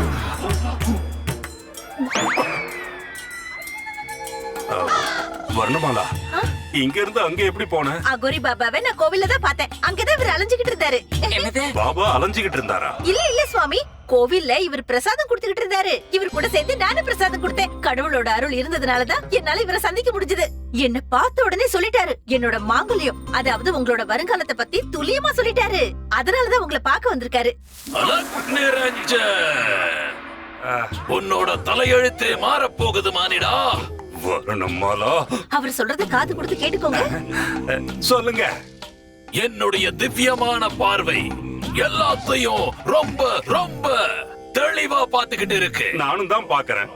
உன் கிரகத்தோட நட்சத்திரத்துல ஒரு திடீர் மாற்றம், ஒரு அதிசயத்தை நிகழ்த்த போற மாதிரி ஒரு அமைப்பு உண்டாயிருக்கு.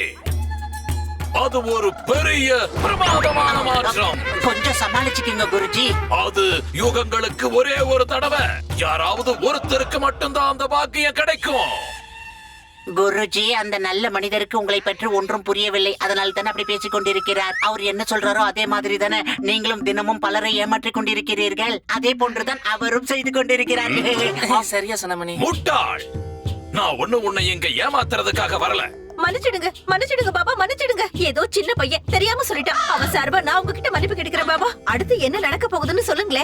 ராஜயோகம் உன் ஜாதகத்தோட நட்சத்திரத்துல ராஜயோகத்துக்கான பிரபலமான கிரகம் உதயமாகிறது. என் பார்வைக்கு நல்லா தெரியுது மானிடனே. ராஜபோகம், ராஜ சிம்மாசனம், ராஜ அதிகாரம், இது எல்லாமே உனக்கு சொந்தமாக போகுது. எனக்கு அது நல்லா தெள்ள தெளிவா தெரியுது. நீ கூடிய சீக்கிரம் ராஜா ஆக போற.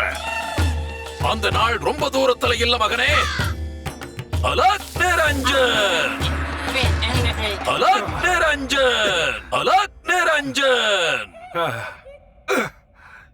எனக்கு அப்படி ஒரு பாக்கியம் கிடைக்குமா என்ன? எங்க போனாயமா? என்ன பண்றது குருஜி, அந்த பண்டிதர் ராமகிருஷ்ணன் எப்ப உங்க ஜாதகத்துல வந்து ஒரு சனி மாதிரி பொக்காதானோ அன்னையில இருந்து உங்க பதவிக்கு மரியாதையே போச்சு. இதுல எங்க உங்களுக்கு ராஜயோகம் கிடைக்க போகுது? எனக்கு முன்னாடியே நல்லா தெரியும் என்னோட சுவாமிக்கு ராஜ பதவி மேல எந்த மோகமும் இல்ல. ஆனா சுவாமி கொஞ்சம் யோசிச்சு பார்த்தோன்னா அவரு சொன்ன மாதிரி நடந்தா எவ்வளவு நல்லா இருக்கும். எப்படி இருக்கும்? உங்க ஒட்டுமொத்த அரசவையே உங்களுக்கு மரியாதை செலுத்தி எல்லாரும் ஒரே நேரத்துல வாழ்த்தி பாடுவாங்க. அவங்க எல்லாரும் மகாராஜா தாத்தாச்சாரியார் வாழ்க, மகாராஜா தாத்தாச்சாரியார் வாழ்க, மகாராஜா தாத்தாச்சாரியார் வாழ்க. ஐயோ சுவாமி, மன்னிச்சிருங்க சுவாமி. ஐயோ, உங்களுக்கு ஒண்ணு ஆகல? என்ன விஷயம் ஆச்சாரியாரே? ஏதாவது பிரச்சனையா? இருக்குன்னு சொல்லலாம், இல்லன்னு சொல்லலாம். நீங்க என்ன விஷயமா வந்திருக்கீங்க மகா மந்திரியாரு? நான் மட்டும் இல்ல, இந்த மொத்த விஜயநகரத்தோட சேனையும் உங்களை கூட்டிட்டு போக வந்திருக்கோம். ஏன்? எதுக்காக? என்ன காரணம்? மகாராஜா தான் எங்களுக்கு உத்தரவு கொடுத்தாரு. மகாராஜாவோட உத்தரவா? வீரர்கள் கூட்டிட்டு போற அளவுக்கு நான் அப்படி என்ன தப்பு பண்ணிட்டேன்? நீங்க முதல்ல கிளம்புங்க ஆச்சாரியாரே, எல்லாம் தன்னால புரியும். இல்ல, நான் வரமாட்டேன். வேண்டாம், என்ன விட்டுருங்க. நான் வரமாட்டேன். வேண்டாம், என்ன விட்டுருங்க. இந்த பூக்கள் எல்லாம் திரும்ப எடுத்துட்டு போயிடுங்க. பாருங்க எப்படி வாடி போயிருக்குன்னு. சீக்கிரமா போய் வேற கொண்டு வாங்க. உத்தரவு மகாராணி அவர்களே. சின்ன மகாராணி பிறந்த வீட்டுக்கு போயிட்டா, மகாராஜாவும் போயிட்டாரு. இப்ப எல்லா வேலையும் நான் தான் பார்க்க வேண்டியிருக்கு.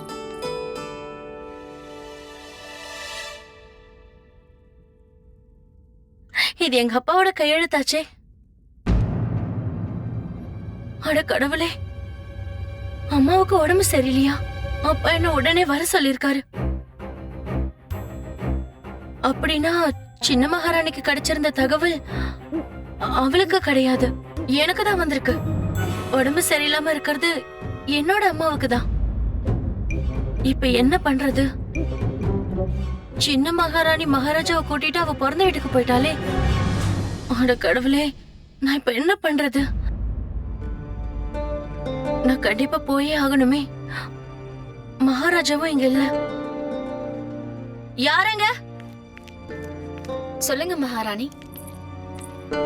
இங்க பாரு, என் பிறந்த வீட்டுக்கு போறதுக்கு எல்லா ஏற்பாடும் பண்ணு. நான் உடனே போய் எங்க அம்மாவை பார்த்தே ஆகணும். உத்தரவு மகாராணி. இன்னொரு விஷயம், மகா மந்திரிக்கும் பண்டித ராமகிருஷ்ணாவுக்கும் என்னோட தகவலை உடனே தெரிவிச்சிருங்க. உத்தரவு பெரிய மகாராணி அவர்களே. கடவுளே, என்னோட அம்மாவுக்கு எதுவும் ஆயிடக்கூடாது. அவங்க குணமாகணும். நான் வரமாட்டேன், என்ன விட்டுருக்க.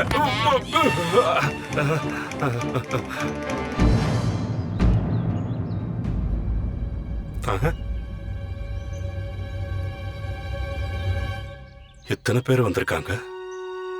எதுக்கு? ஏண்டா மணி, இந்த கிழமை இதோட தொலைஞ்சு போவா. என்ன பண்ண பாவத்துக்கெல்லாம் தண்டனை அனுபவிச்சுதானே ஆகணும். குருஜி, நீங்க பண்ண பாவத்துக்கெல்லாம் உங்களுக்கு ஒரு முடிவு காட்டிட்டாங்க. நீங்க பண்ண மோசடி வேலை எல்லாமே நம்ம மகாராஜாவுக்கு தெரிஞ்சு போச்சு போல இருக்கு. இவங்க எல்லாரும் உங்களை சிறைபிடிக்க வந்திருக்காங்க. நான் அப்படி என்ன தப்பு பண்ணிட்டேன்? இத்தனை பேர் எதுக்காக வந்திருக்காங்க? மந்திரியாரு, இங்க என்னதான் நடக்குது? எனக்கு ஒண்ணுமே புரியலையே, பதில் சொல்லுங்க. தைரியமா இருங்க ஆச்சாரியாரே, நான் அதைத்தான் சொல்ல வந்தேன். உங்க எல்லாருக்குமே நல்லா தெரியும், நம்ம ராஜ்யத்தோட சின்ன மகாராணி திருமலம்பாவோட அம்மாவுக்கு உடம்பு சரியில்லாம போச்சு. அவங்க நிலைமை கவலைக்கிடமா இருக்கு. இதுல என்னோட தப்பு என்ன இருக்கு?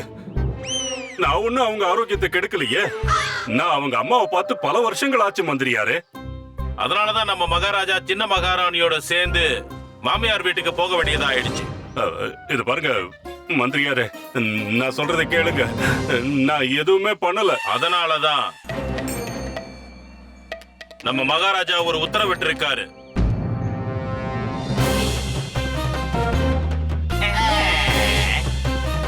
அவரு திரும்பி வர்ற வரைக்கும் அவரோட ஸ்தானத்துல இருந்து ராஜ்யத்தோட எல்லா பணிகளையும் ராஜ புரோகிதர் தாத்தாச்சாரியார் தான் சமாளிக்க போறாரு.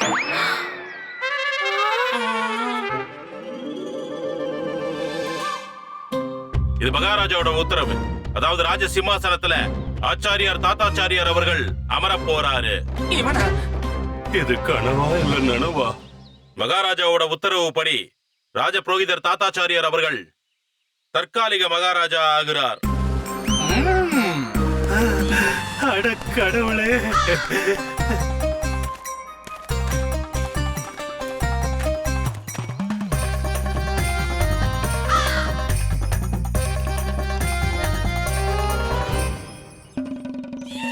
சொல்லுங்க, தற்காலிக மகாராஜா தாத்தாச்சாரியா, தற்காலிக மகாராஜா தாத்தாச்சாரியா, தற்காலிக மகாராஜா தாத்தாச்சாரியா.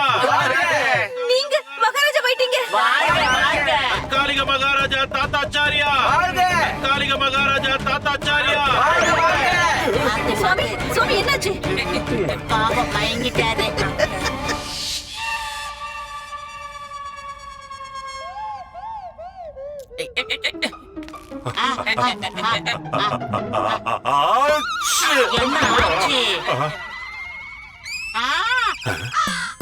என்ன இது?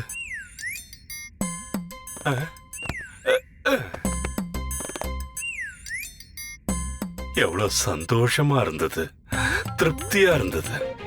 ரொம்ப அழகான கனவு கண்டுகிட்டு இருந்தேன். இங்க வாங்கடா. என்னவோ குடுக்க முட்டாளுங்க, கனவுலயாவது என்ன தொல்லை பண்ணாம இருந்திருக்கலாம்ல. அப்படி கனவுல நீங்க என்னத்தை பார்த்து தொலைச்சிங்க குரு? கனவுல நான் என்ன பார்த்தேன்னா, இங்க திடீர்னு மகாமந்திரி திம்மரசுவும் அந்த பண்டித ராமகிருஷ்ணனும் என் வீட்டுக்கு வந்து எனக்கு ஒரு விஷயத்த சொன்னாங்க. மகாராஜா இங்க இல்லாத காரணத்தினால அவர் திரும்பி வர வரைக்கும் என்ன மகாராஜாவோட சிம்மாசனத்துல உட்கார சொன்னாங்க. அத கேட்ட உடனே நான் சொர்க்கத்துல இருக்கிற மாதிரி உணர்ந்தேன். ஆஹா, அது எவ்வளவு அருமையான ஒரு கனவு. நான் மகாராஜாவோட படுக்கையில படுத்துக்கிட்டு உத்தரவை பிறப்பிக்கிறேன் இந்த மாதிரி. அப்ப என்னோட கையில மது இருந்தது இப்படி. அப்புறம் சுந்தரி சௌதாமணி தேவி நடனம் ஆடிக்கிட்டு இருந்தாங்க இப்படி. 2 தாசிங்க என் கையை அமுக்கிக்கிட்டு இருந்தாங்க, 2 தாசிங்க என் காலை அமுக்கிக்கிட்டு இருந்தாங்க, 2 தாசிங்க இந்த பக்கம் காலை அமுக்கிட்டு இருந்தாங்க. அப்புறம் அப்படிதான் உங்க கனவுல நான் வரவே இல்லையா சுவாமி? கிழமை சிக்கிக்கிட்டாமனே. நீ இங்கதான் இருந்தியா? ஆமா சுவாமி. ஆனா நான் கேட்ட கேள்விக்கு இன்னும் நீங்க பதில் சொல்லவே இல்ல. உங்க கனவுல நான் வரவே இல்லையா? இல்ல. ஆமாமா, இருந்த அங்க தூரமா உட்காந்துகிட்டு இருந்த. இல்ல இப்ப நான் என்ன சொல்ல வரேன்னா, கொஞ்சம் தள்ளி உட்காந்துகிட்டு இருந்த. அங்க உட்காந்துகிட்டு சத்யநாராயணர் கதையை படிச்சுக்கிட்டு இருந்த. நாங்க எல்லாரும் கேட்டுக்கிட்டு இருந்தோம். நானு, சௌதாமணி தேவி, கனிமணி, தாசிகள் எல்லாரும் மனசு மயங்கி போய் உன் சொற்பொழிவை கேட்டுக்கிட்டு இருந்தோம். நீ இல்லாம என்னோட கனவு நனவாக முடியுமா என்னோட அன்பு வருணமாலா? சுவாமி, ஆஹா, எனக்கு அந்த நேரத்துல நான் மகாராஜாவான மாதிரி தோணுச்சு. எவ்வளவு அழகான கனவு அது. அது கனவுல ஒண்ணு இல்ல சுவாமி. கனவேதான், நான் பொய் சொல்லல. கனவை நான் தானே கண்டேன், நீ காணலையே. இல்ல சுவாமி, அது கனவுதான். ஆனா பாதி மட்டும் தான். மீதி பாதி எங்க போச்சு? மீதி பாதி கனவுல நிஜத்துல நடந்தது. மகாமந்திரி திம்மரசுவும் பண்டிதர் ராமகிருஷ்ணனும் இந்த இடத்துக்கு வந்திருந்தாங்க.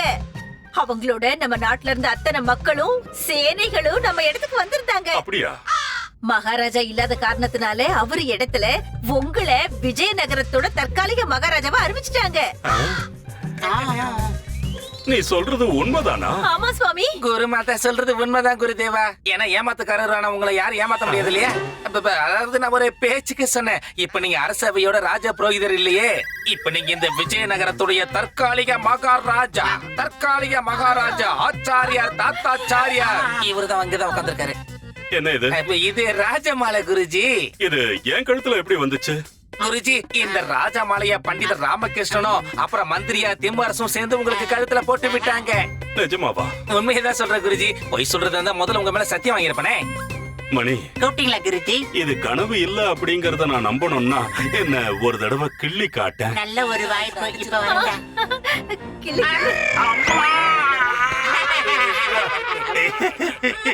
உண்மைதான், நான் இப்போ மகாராஜாவா ஆயிட்டேன். இது உண்மையா இருந்தா நான் இங்க என்ன பண்ணிக்கிட்டு இருக்கேன்? இப்போ நான் நம்மளோட அரசவையில எல்லாம் இருக்கணும். குருஜி எங்க போயிட்டாரு? கண்ணுக்கு தெரிய மாட்டேங்கிறாரு. குருஜி வந்துட்டாரு. யாருக்காக காத்துக்கிட்டு இருக்கீங்க முட்டாளுங்களா? அரசவைக்குள்ள மகாராஜா தனியா போகலாமா? கூட வாங்க. இப்ப பிரபு கொஞ்சம் வித்தியாசமா நடந்துக்க ஆரம்பிச்சிட்டாரு. ஆஹா,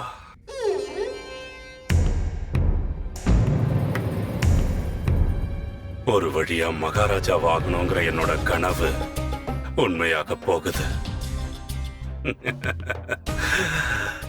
இது எவ்வளவு சுகமான அனுபவமா இருக்க போகுது. இப்போ அந்த பண்டிதர் ராமகிருஷ்ண என் முன்னாடி தலைய குனிஞ்சு நிக்கணும் இப்படி. ஆனா நான் அந்த சிம்மாசனத்துல உட்கார்ந்துகிட்டு அவனை கேவலம் ஒரு புழு மாதிரி நடத்த போறேன். ஏண்டா மணி, ஒரு பூனை எப்படி புலியாகிறது அதிசயமான விஷயமோ அதே மாதிரி ஒரு கொள்ளு நெறி சிம்மாசனத்துல உட்கார அதிசயத்தை இப்பதான் நான் முதல் முறையா பார்க்க போறேன். முட்டாள், நான் பிறந்ததே மகாராஜாவாகிறதுக்காகத்தான். என்ன பண்றது, கொஞ்சம் தாமதம் ஆயிடுச்சு. எப்படி இருந்தாலும் சிம்மாசனத்தை அடையத்தான் போறேன்.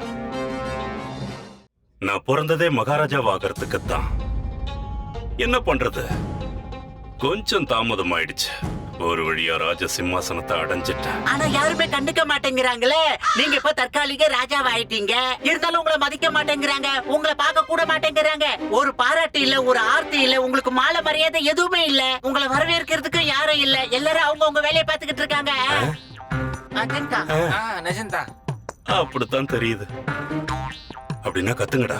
என்னன்னு கத்துறது குருஜி? நான் வந்துட்டேன்னு கத்தி சொல்லுங்க. இந்த இடமே அதிர்ந்து போகணும். எல்லாம் உங்க உத்தரவு குருஜி. ஆரம்பிங்க. பாரு. இப்ப பாரு. சீக்கிரம். பாவிங்கள்லயே மகா பாவி, கஞ்சன்லயே மோசமான கஞ்சன். அது உங்களை பார்த்தா தானா வருது குருஜி. இருக்க கொஞ்சம் பொறுங்க. சூடு சொல்ற எதுவுமே இல்லாதவர், பாவிங்களுடைய தலைவர், தில்லுமுள்ளு அதிகமா செய்கிறவரே, இல்லாதவர், அறிவே இல்லாதவர், இங்கீதம் தெரியாதவர், மூக்கு முட்டை சாப்பிட்டு பழக்கப்பட்டவர், திமிரு பிடிச்சவர், அகங்காரம் பிடிச்சவர், அவமானங்களை தாங்கக்கூடியவர், பிச்சைக்காரர்களின் தலைவர். அரசபைக்கு வருகை தருகிறார். இந்த மகாராஜாவை எல்லாரும் வாழ்த்தி பாடுங்கள், சீராட்டி பாராட்டி பாடுங்கள். நாங்க குருஜி. நம்முடைய தற்காலிக மகாராஜா ஸ்ரீ ஸ்ரீ ஸ்ரீ ராஜகுரு தாத்தாச்சாரியார் அரசவைக்கு இப்ப வருகை தருகிறார். நிறுத்துங்கடா. என்னாச்சு குருஜி? தற்காலிகம் அப்படிங்கிற வார்த்தையை எடுத்துருங்கடா. சரி. எதுக்காக அடிக்கடி தற்காலிக மகாராஜான்னு சொல்லிக்கிட்டே இருக்கீங்க? முதல்ல சொல்லிருக்கல, நான் மாத்திருப்பல. நம்மளுடைய மகாராஜா ஸ்ரீ ஸ்ரீ ராஜகுரு தாத்தாச்சாரியார் அரசவைக்கு வருகை தருகிறார். மகாராஜா தாத்தாச்சாரியார், மகாராஜா தாத்தாச்சாரியார், மகாராஜா தாத்தாச்சாரியார், மகாராஜா தாத்தாச்சாரியார், மகாராஜா தாத்தாச்சாரியார், தாத்தாச்சாரியார். ஆனந்தம், ஆனந்தம், பேரானந்தம். வாழ்த்துக்கள் தாத்தாச்சாரியாரே. நீ இப்போ ராஜ சிம்மாசனத்தையே அடைஞ்சிட்ட. நீ சாதிச்சிட்ட. நில்லு தாத்தாச்சாரியாரே. நீ ரொம்ப சுலபமா ராஜ சிம்மாசனத்தை அடைஞ்சிட்ட. இவங்க எல்லாரும் என்ன குறைவாயிட போட்டுருவாங்க. அப்படி நடக்க நான் விட மாட்டேன். இவங்க எல்லாரும் ஒன்னா சேர்ந்து என்ன ராஜ சிம்மாசனத்துல உட்கார வைக்கணும். அவங்களே ராஜ்ய அபிஷேகம் செய்யணும். அப்பதான் உண்மையான சந்தோஷம் கிடைக்கும். அதுக்கு நான் நிச்சயம் ஏதாவது பண்ணியே ஆகணும்.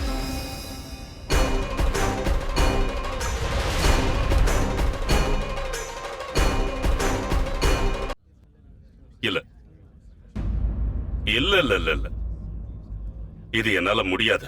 இது சாத்தியமே இல்ல. என்ன சாத்தியம் இல்ல? இந்த பதவி, இந்த ராஜ சிம்மாசனம், இது குல்வா வம்சத்துக்கு சொந்தமானது. என்னால இதுல உட்கார முடியாது. இது சாத்தியமே இல்ல. ஆனா ஆச்சாரியாரே, இந்த அதிகாரத்தை மகாராஜாவே உங்களுக்கு கொடுத்திருக்காரு. ஆமா, கொடுத்தாரு. எனக்கு அது தெரியும். அதுக்காக நம்ம மரியாதைக்குரிய மகாராஜாவுக்கு என்னோட நன்றியை தெரிவிச்சுக்கிறேன். ஆனா இந்த பதவியில உட்கார்றதுக்கு எனக்கு யோகியதை இருக்கா இல்லையான்னு எனக்கு தெரியல. இந்த இடத்துல என்னால எப்படி உட்கார முடியும்? இந்த இடத்துல நம்ம மகாராஜா ஸ்ரீ கிருஷ்ணதேவராயர் உட்கார்ந்து இருந்தார் இல்லையா? அப்படிப்பட்ட நம்மளோட மகா சக்கரவர்த்தியான ஸ்ரீ கிருஷ்ணதேவராயர் உட்கார்ந்திருந்த இந்த சிம்மாசனத்துல உட்கார்றதுக்கு யாருக்குமே தகுதி இல்ல. இல்ல இல்ல, இது என்னால நிச்சயமா முடியாது. இருந்தாலும் தற்காலிக மகாராஜா, நீங்க ஒண்ணு மறந்துட்டீங்க. அதே மகாராஜா தான் உங்களுக்கு இந்த பதவியை ஒப்படைச்சிருக்காரு. அந்த பதவியை நீங்க ஏத்துக்கிட்டு தான் ஆகணும். உங்க அனுபவம் மிக்க அறிவால இந்த ராஜ்யத்தை நீங்க ஆண்டுதான் ஆகணும். அது எனக்கு தெரியும், ரொம்ப நல்லாவே தெரியும். ஆனா நான் என்ன பண்றது? என்னால முடியாதுன்னு சொன்னா நீங்க ஏன் புரிஞ்சுக்க மாட்டேங்கிறீங்க? ஆனா ஆச்சாரியாரே. இல்ல மந்திரியாரே, என்னால நிச்சயமா முடியாது. நீங்க என்ன தயவு செஞ்சு கட்டாயப்படுத்தாதீங்க. தயவு செஞ்சு என்ன வற்புறுத்தாதீங்க. இதுக்கு என் மனசாட்சி ஒத்துக்க மாட்டேங்குது. இங்க பாரு மணிக்கு, இந்த கிழமை தேவையில்லாம உளறிக்கிட்டு இருக்கா. இவனுக்கு பதவி பறி போக போகுது. போய் தொலைட்டும், விடு விடு. சரி, நீங்களே சொல்லுங்க. நீங்க இப்போ என்னோட இடத்துல இருந்திருந்தா உங்களால இந்த ராஜ சிம்மாசனத்துல உட்கார முடியுமா என்ன? அது ஆச்சாரியாரே, நான் என்னன்னு சொல்றது? இப்போ நீங்களும் என்ன மாதிரியே தர்ம சங்கடத்துக்கு ஆளாயிட்டீங்க. இப்போ என்ன பண்றது ஆச்சாரியாரே? அதாவது தற்காலிக மகாராஜா, நாம இந்த பிரச்சனைக்கான தீர்வை கண்டுபிடிச்சுதான் ஆகணும் இல்லையா மகாராஜா? தீர்வை கண்டுபிடிங்க. தற்காலிக மகாராஜா, நம்மளோட இந்த மொத்த அரசவையிலேயே ஒருத்தரால மட்டும்தான் இதுக்கு தீர்வு காண முடியும். எனக்கு தெரியும். அது வேற யாரும் இல்ல, நம்ம அரசவையோட சிறப்பு ஆலோசகரான பண்டிதர் ராமகிருஷ்ணன் தான். இப்ப இவர்தான் இந்த பிரச்சனைக்கு ஒரு முடிவை சொல்லணும். எல்லாம் நாசமா போச்சு. இதுல ராமகிருஷ்ணனை இழுத்து விட்டுட்டானே.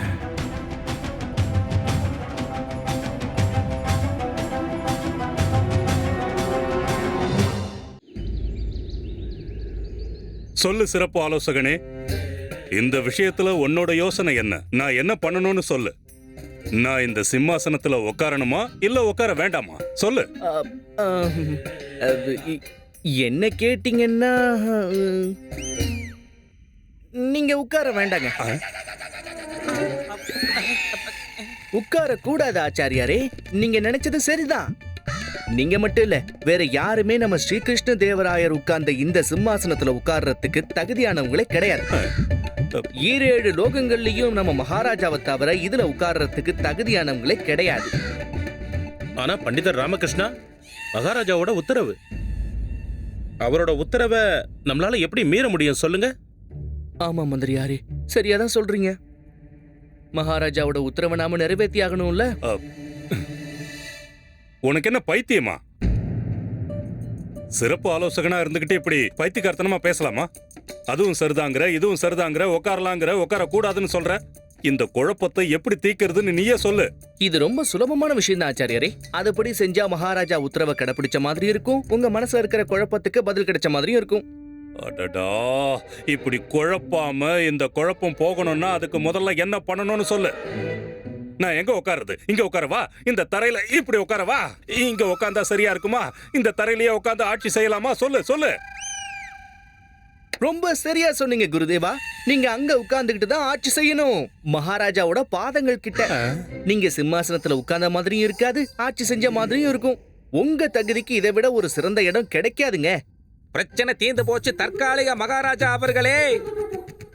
ரொம்ப பிரமாதம், ரொம்ப பிரமாதம் பண்டிதர் ராமகிருஷ்ணா, ரொம்ப பிரமாதம். தற்காலிக மகாராஜா, பண்டிதர் ராமகிருஷ்ண சொன்ன இந்த விஷயத்தை பத்தி உங்களோட கருத்து என்னன்னு சொல்றீங்களா? என்ன கருத்து? அதைத்தான் நாங்களும் கேட்டுட்டு இருக்கோம் தற்காலிக மகாராஜா. உங்களுக்கு இந்த இடம் சம்மதம் தானே? இல்ல. ஏன்? சம்மதம் தான், நான் ஏத்துக்கிறேன். இங்கே உட்கார்றேன். இங்க உட்கார்ந்தா மகாராஜாவோட பாதங்கள் கிட்ட இருக்கிற மாதிரி இருக்கும். இங்க உட்கார்ந்து ஆட்சி செய்யறேன். தற்காலிக மகாராஜா தாத்தாச்சாரியாரின் முதல் உத்தரவு. அவரு கீழே இந்த தரையில உட்கார்ந்துகிட்டு இந்த அரசபையை சமாளிப்பாரு. தற்காலிக மகாராஜா அவர்களுக்காக இருக்கைய கொண்டு வாருங்கள். கண்டிப்பா.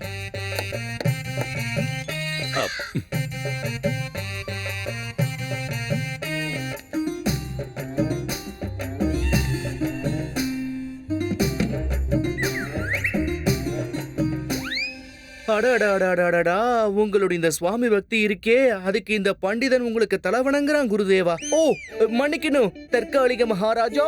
எல்லாரும் சொல்லுங்க, தற்காலிக மகாராஜா தாத்தாச்சாரியார் சொல்லுங்க. தற்காலிக மகாராஜா ஸ்ரீ தாத்தாச்சாரியார் அவர்கள் வாழ்க.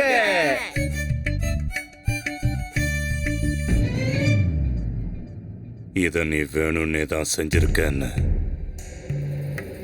எனக்கு நல்லா தெரியும் ராமகிருஷ்ணா. என்ன தரையில உட்கார வச்சுட்டல்ல. ஆனா நீ ஒரு விஷயத்தை மறந்துட்டியே ராமகிருஷ்ணா. இப்போ எல்லா அதிகாரங்களும் என் கையில தான் இருக்கு. ஏன்னா நான் தான் உங்களுக்கு ராஜா. இந்த முறை ஒண்ணு அரசவையில இருந்து இல்ல, இந்த ராஜ்யத்துல இருந்தே ஒட்டு மொத்தமா துரத்தி அடிக்கலன்னா என்னோட பேரு தாத்தாச்சாரியார் இல்ல. உன் ஜாதகத்தையே மாத்தி காட்டுறேன். உன்னை நான் நிச்சயமா அழிக்காம விட மாட்டேன் பண்டித ராமகிருஷ்ணா.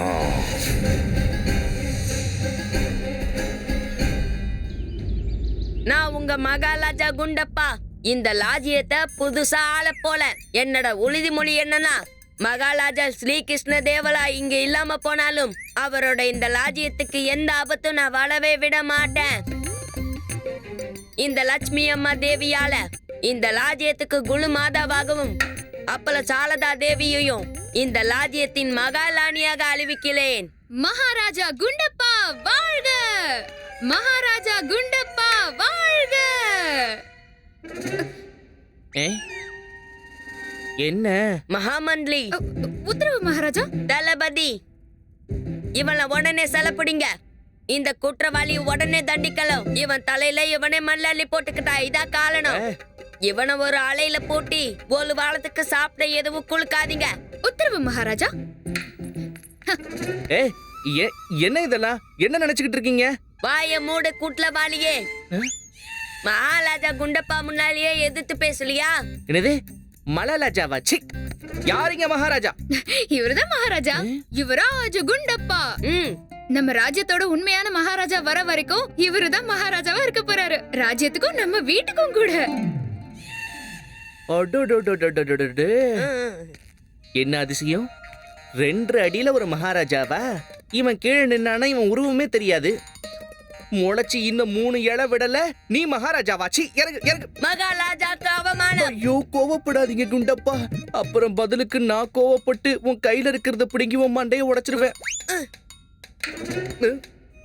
அம்மா, எதுக்குமா என்ன பிடிக்கிற? உங்களுக்கு விளையாட்டா போச்சா? விடுங்க. என்ன விளையாட்டா போச்சா? எனக்கா? உனக்கு அறிவு இருந்திருந்தா எரும மாட்டு மேல மழை பெஞ்ச மாதிரி நீ உதறி தள்ளிட்டு வந்திருப்ப. மகாராஜா உன்ன மகாராஜாவா இருக்க சொன்னார்ல, நீ பாட்டுக்கு அதை உதறி தள்ளிட்டு அந்த தாத்தாச்சாரியார ஒரு தற்காலிக மகாராஜாவா எதுக்கு ஆக்குன? நீயும் மகாராஜாவா ஏன் ஆகல?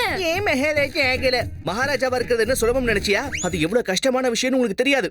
அது ஒண்ணு சாதாரண கிரீடம் கிடையாது, அசாதாரணமான முள் கிரீடம். என் மண்டையில வேற முடி இல்லைங்கிறதால அதை போட்டுக்கிட்டா குத்தும். மகாராஜாவா இருந்தா எத்தனை லாபம் வந்திருக்கும்னு யோசிச்சீங்களா? எனக்கா? எங்களுக்கு தங்கத்தால செஞ்ச பட்டு புடவைங்க, தங்கத்தால செஞ்ச வீட்டு பொருட்கள், தங்கத்தால செஞ்ச ஆபரணங்கள். தங்கம் தங்கம், எங்க பார்த்தாலும் தங்கம் தான். ஆமாமா, தங்கத்தால செஞ்ச தூண்கள், தங்க நிறத்துல இருக்கிற லட்டுக்கள், இதெல்லாம் கடுமையா தவம் பண்ணாலும் யாருக்கும் கிடைக்கவே கிடைக்காது. கொத்துமணி, தங்கத்தால செஞ்ச கொத்துமணி. அம்மா, நம்ம கிட்ட இருந்து யாரும் வரி கேட்கவே மாட்டாங்க. பின்ன அரசு குடும்பத்துல இருந்து யாராவது வரி கேட்பாங்களா என்ன? அப்பா ஈஸ்வரனே, எனக்கு ஏன் இந்த அறிவே இல்லாத குடும்பத்தை கொடுத்துருக்க? ஒருவேளை இவங்க அரச குடும்பமா மாறினாலும் இவங்க எண்ணமெல்லாம் இப்படி அல்பத்தனமா தான் இருக்கும். காய்கறிகள், வீட்டு பொருட்கள், துணிமணி, கொத்துமணி. அட அல்பங்களே, ஆசைப்படுறதையாவது சரியா படலாம்ல. என்னது நாங்க அல்பங்களா? அப்ப அந்த தாத்தா தாலியால் அவர் அல்பம் இல்லையா? அவரை போய் மகாராஜாவா ஆக்கிட்ட. ஆமாண்டா, ஆனா கண்காணிக்க நானும் மந்திரியாரும் இருக்கோமே. நாங்க இருக்கிற வரைக்கும் அந்த ஆச்சாரியாரால தில்லு முள்ளு பண்ண முடியாது. நம்ம குருஜியை தேவையில்லாம மகாராஜாவா ஆக்கிட்டாங்களோன்னு எனக்கு தோணுதே. இவருக்கு ஒருத்தர் கூட ராஜ திலக வைக்கல, அதுவும் இல்லாம ராஜ கிரீடம் கூட யாரும் வைக்கல. இந்த வழுக்கு பாறை மண்டைக்கு குறைஞ்சபட்சம் ஒரு தலைப்பாகையாவது வச்சு இருக்கலாம். போய் மகா மட்டமா தரையில உட்காந்து ஆட்சி பண்ணிக்கிட்டு இருக்காரு. இப்படிப்பட்ட ராஜாவை எனக்கு சுத்தமா பிடிக்கவே இல்ல. நீ ரொம்ப சரியா சொன்ன கண்ணி. அரண்மனையில கிடைக்கிற சுகமான வாழ்க்கை கூட நம்ம தாத்தாச்சாரியாருக்கு கிடைக்கல. போதா குறைக்கு பண்டிதர் ராமகிருஷ்ணன் வேற இவரை கீழே உட்காந்து ஆட்சி பண்ண சொல்லிட்டாரு. சிம்மாசனமே இல்லாத ஒரு அரசர் கண்ணி. ஏண்டா மணி, இது வரைக்கும் நம்ம ராஜாவோட பாதத்துக்கு கீழே இருக்கிற அரசவை தான் பார்த்திருக்கோம். ஆனா இங்க என்னடான்னா ஒரு ராஜாவே அரசவையோட பாதத்துக்கு கீழே தான் வேலை செய்யறாரு. முட்டாளுங்களா, என்ன கொல்ல பாக்குறீங்களா? அதான் முடியலையே. அந்த ராமகிருஷ்ணன் என்னடான்னா என்ன தரையில உட்கார வச்சிட்டான். மகாராஜாவா ஆனாலும் எனக்கு அந்த கௌரவம் கிடைக்காம போயிடுச்சு. அதுக்கும் அந்த பண்டித ராமகிருஷ்ணன் தான் காரணம். மறுபடியும் அந்த பண்டிதன் ராமகிருஷ்ணனுக்கு இந்த தாத்தாச்சாரியாரோட கொடூரமான ரூபத்தை காட்டியாகணும். அத பார்த்து அவன் பயந்து நடுங்கி போகணும். அதுக்கு முன்னாடி எனக்கு அந்த கௌரவம் எப்படியாவது கிடைச்சே தீரணும். மகாராஜாங்கிற கௌரவம் எனக்கு கிடைச்சாகணும்.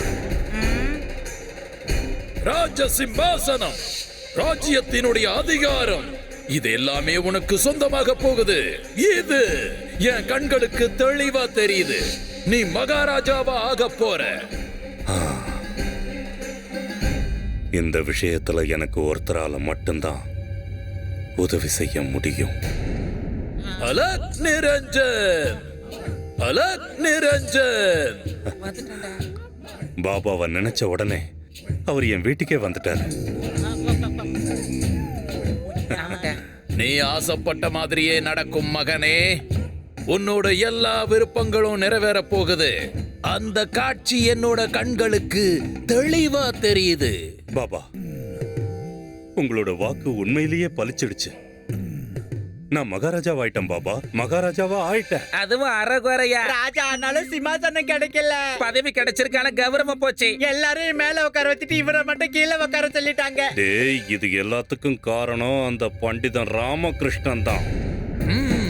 ஆமாம் பாபா, அந்த ராமகிருஷ்ணனால தான் எனக்கு கிடைக்க வேண்டிய கௌரவம் எல்லாம் மண்ணோட மண்ணா போயிடுச்சு. தயவு செஞ்சு நீங்க தான் அதுக்கு ஒரு யோசனை சொல்லணும். எல்லார் மேலையும் நான் என்னோட அதிகாரத்தை எப்படி செலுத்துறதுன்னு நீங்க தான் சொல்லணும். பறிச்சுக்கோ. இது இல்ல, உன் அதிகாரத்தை பறிச்சுக்கோ. அதிகாரத்தை பறிச்சுக்கணுமா? நீங்க சொல்றது எனக்கு புரியலையே. நீ யாரு? நான் யாரா? நான் ராஜகுரு தாத்தாச்சாரியார். அது முன்னாடி இப்போ நீ யாரு? யாரு? என்ன குருஜி நீங்க? இப்பதான் நீங்க மகாராஜா தாத்தாச்சாரியார் ராஜா, அதை மறந்துட்டீங்களா? நான் மகாராஜாவாச்சே. மகாராஜா அப்படின்னா எல்லா விதமான சக்திகளும் எல்லா விதமான அதிகாரங்களும் உனக்கு தான் சொந்தம். எந்த அதிகாரம் மகாராஜா ஸ்ரீகிருஷ்ண தேவராயருக்கு இருந்ததோ அதெல்லாம் இப்போ உன்னோடது. இதை விட தெளிவா உனக்கு என்னால புரிய வைக்க முடியாது. உன்னால எதை வேணாலும் செய்ய முடியும். நான் யாருங்கிறதையும் என் பதவி என்னங்கிறதையும் நான் மறந்தே போயிட்டேன். ஆனா உண்மையிலேயே நான் நினைச்சது எல்லாத்தையும் என்னால பண்ண முடியும். டே கனிமணி, இப்பவே இந்த நிமிஷமே என்னோட உத்தரவுப்படி பண்டிதன் ராமகிருஷ்ணனுக்கும் மகா மந்திரி திம்மரசுவுக்கும் என்னோட உத்தரவை அனுப்புங்க. அவங்க உடனடியா இங்க வந்தாகணும். இப்பவே உடனடியா வந்தாகணும். என்ன விஷயம் ஆச்சாரியாரே? எங்க 2 பேரையும் உடனடியா உங்க வீட்டுக்கு எதுக்காக வர சொன்னீங்க? உங்க 2 பேரும் இங்க கூப்பிட்டது ஆச்சாரியார் கிடையாது. அப்ப யார் கூப்பிட்டாங்க? நம்மளுடைய தற்காலிக மகாராஜா தாத்தாச்சாரியார் தான் உங்களை இங்க வர சொல்லி உத்தரவு இட்டிருக்காரு. ஓ, ஆம், எங்களுக்கு விஷயம் புரிஞ்சுது. இப்ப நாங்க கேள்வி எழுப்புனது தற்காலிக மகாராஜா கிட்டதான். நம்ம தற்காலிக மகாராஜா எங்களை எதுக்காக இங்க வர சொன்னார்னு தெரிஞ்சுக்கிறதுக்கு நாங்க 2 பேரும் ரொம்ப ஆவலோட காத்திருக்கோம். இவர் மகாராஜாங்கிறத மறந்துடாத. இவருக்கு இஷ்டம் இருந்தா கூப்பிடுவாரு, இல்லன்னா துரத்தி விட்டுருவாரு. இப்ப உங்களுக்கு ஏதாவது பிரச்சனை இருக்கா சிறப்பு ஆலோசகர் அவர்களே? இல்ல நண்பா, எனக்கு எந்த பிரச்சனையுமே இல்ல. அவரு நினைச்சா எங்களை எத்தனை முறை வேணும்னாலும் கூப்பிடலாம். இருந்தாலும் என்ன விஷயம்னு தெரிஞ்சுக்கணும் இல்லையா? நான் உங்களோட மகாராஜாங்கிறத நீங்க ஒத்துக்கிறீங்களா? அப்படின்னா அந்த அதிகாரத்துல நான் என்ன சொன்னாலும் நீங்க கேட்டாகணும். அதை யாரும் மீறக்கூடாது. எதிர்த்து எந்த கேள்வியும் கேட்க கூடாது.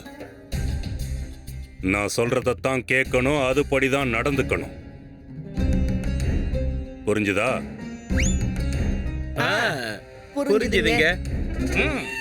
என்னோட முதலாவது முடிவு என்னன்னா, நான் மகாராஜாவா இருக்கிற வரைக்கும் நான் என்னோட வீட்டுல இல்ல, அதுக்கு பதிலா அரண்மனையில இருக்க போறேன்.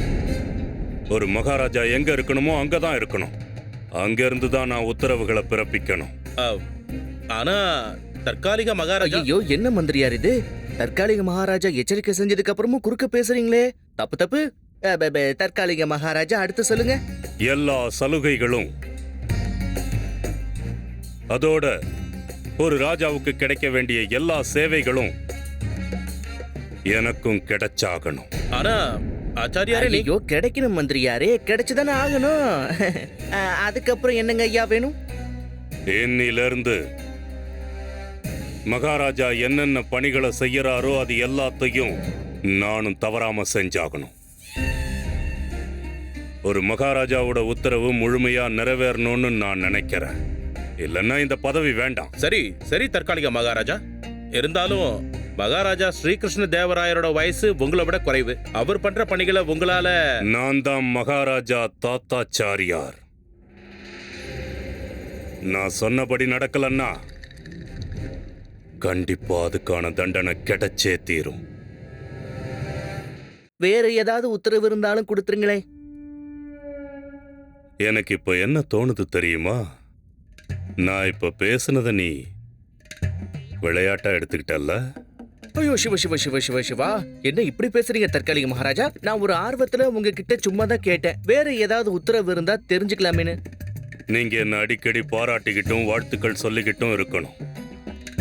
வாழ்த்துக்கள் சொல்றது மட்டும் இல்ல, தலைய குனிஞ்சு என் பக்கம் முதுக காட்டாம அப்படியே பின்னாடியே போயிடுங்க. தற்காலிக மகாராஜா தாத்தாச்சாரியர் அவர்கள் சொல்லுங்க. தற்காலிக மகாராஜா தாத்தாச்சாரியர் அவர்கள் எப்படியா வாழ்த்து சொல்றது? ஏதோ ரகசியம் பேசுற மாதிரி சொல்றீங்க. நல்லா சத்தமா வாழ்த்து சொல்லுங்க. நீங்க சொல்ற வாழ்த்து விஜயநகரம் முழுக்க எதிரொலிக்கணும். நான் சொன்னது புரிஞ்சுதா? மகாராஜா தாத்தாச்சாரியார் அவர்கள் வாழ்க! மகாராஜா தாத்தாச்சாரியார் அவர்கள் வாழ்க! நான் எதுக்கு இப்படி சொல்றேன்? இவங்க தானே சொல்லணும். சொல்லுங்க. சொல்லுங்கப்பா. மகாராஜா தாத்தாச்சாரியார் வாழ்க!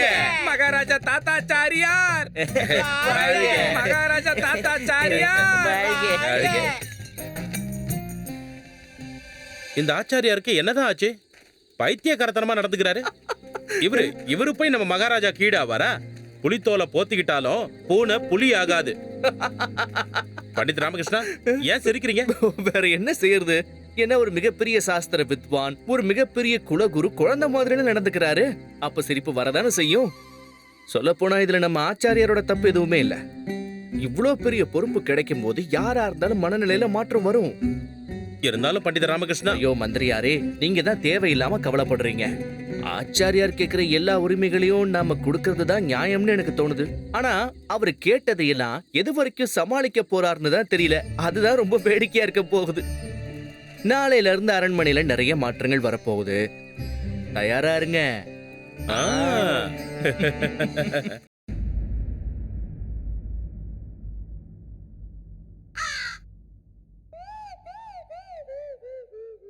பாத்தீங்களா? இவருக்கு மகாராஜாவோட வாழ்க்கை முறை தேவையா? இன்னும் எதுக்காக காத்துக்கிட்டு இருக்கீங்க மந்திரியாரே? வாங்க, அவரை எழுப்பி விடுவோம்.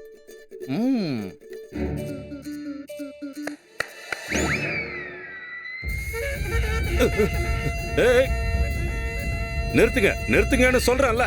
தற்காலிக மகாராஜா தாத்தாச்சாரியாருக்கு வாழ்க! காலை வணக்கம் தற்காலிக மகாராஜா. இப்ப எதுக்காக தேவையில்லாம இந்த சத்தம்லாம்? எங்களை மன்னிக்கணும் மகாராஜா. மன்னிச்சிருங்க தற்காலிக மகாராஜா. இப்பதானே தூங்கி எழுந்தேன். உங்களுக்கு தான் இது சத்தமா தெரியுது. ஆனா நம்ம மரியாதைக்குரிய மகாராஜா ஸ்ரீகிருஷ்ண தேவராயர் இந்த வாத்தியங்களை கேட்டதுக்கு அப்புறம் தான் தினமும் கண் முழிச்சு பாரு. அவர் வேணா அப்படி முழிக்கலாம். ஆனா எனக்கு இந்த மாதிரி சத்தத்தை எல்லாம் கேட்டு பழக்கமே இல்ல. இன்னையில இருந்து பழக்கப்படுத்திக்கோங்க தற்காலிக மகாராஜா. இன்னையில இருந்து உங்க வாழ்க்கை முறை இப்படிதான் இருக்க போகுது. அப்புறம் நீங்களும் இதுக்காக தானே ஆசைப்பட்டீங்க. சரி சரி ஒத்துக்கிறேன். இப்ப நான் தான் முழிச்சுக்கிட்டேனே. இந்த சத்தத்தை நிறுத்த சொல்லுங்க. நிறுத்த சொல்லுன்னு. ஓஹோ அப்படிங்களாங்க. இருங்க. தற்காலிக மகாராஜா, தயவு செஞ்சு நீங்க எழுந்து வந்து குளிச்சு தயாராகணும்னு நான் கேட்டுக்கிறேன். ஆமா, நீங்க குளிச்சிட்டு தயாராயிடுங்க. நாங்க அது வரைக்கும் வெளியில காத்திருக்கோம். சரி சரி போங்க. சரிங்க. சரி நீங்க போங்க. வாங்க வாங்க.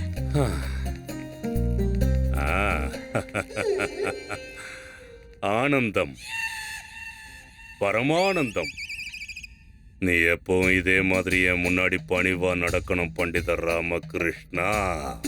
அதோட உன் நலன் விரும்பி மகா மந்திரியும் தான். இதுக்குத்தானே நான் ஆசைப்பட்டேன். வாழ்த்துக்கள் தாத்தாச்சாரியரே, வாழ்த்துக்கள்.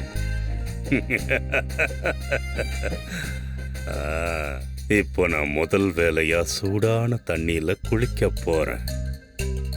அதுக்கப்புறம் ராஜ உடைகளையும் ராஜ ஆபரணங்களையும் போட்டுப்பேன். ராஜபோகம், அதுக்கப்புறம் ராஜ சாசனம், அதுக்கப்புறம் வாழ்க வாழ்க வாழ்க வாழ்க வாழ்க வாழ்க வாழ்க வாழ்க.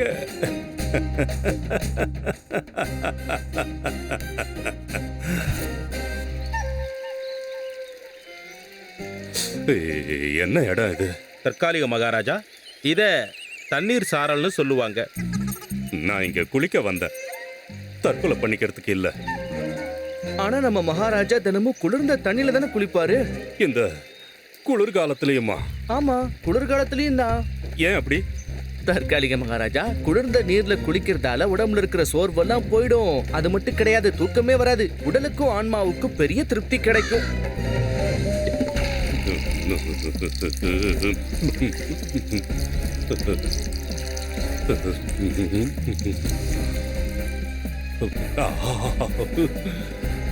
ராமா, ஒன்ன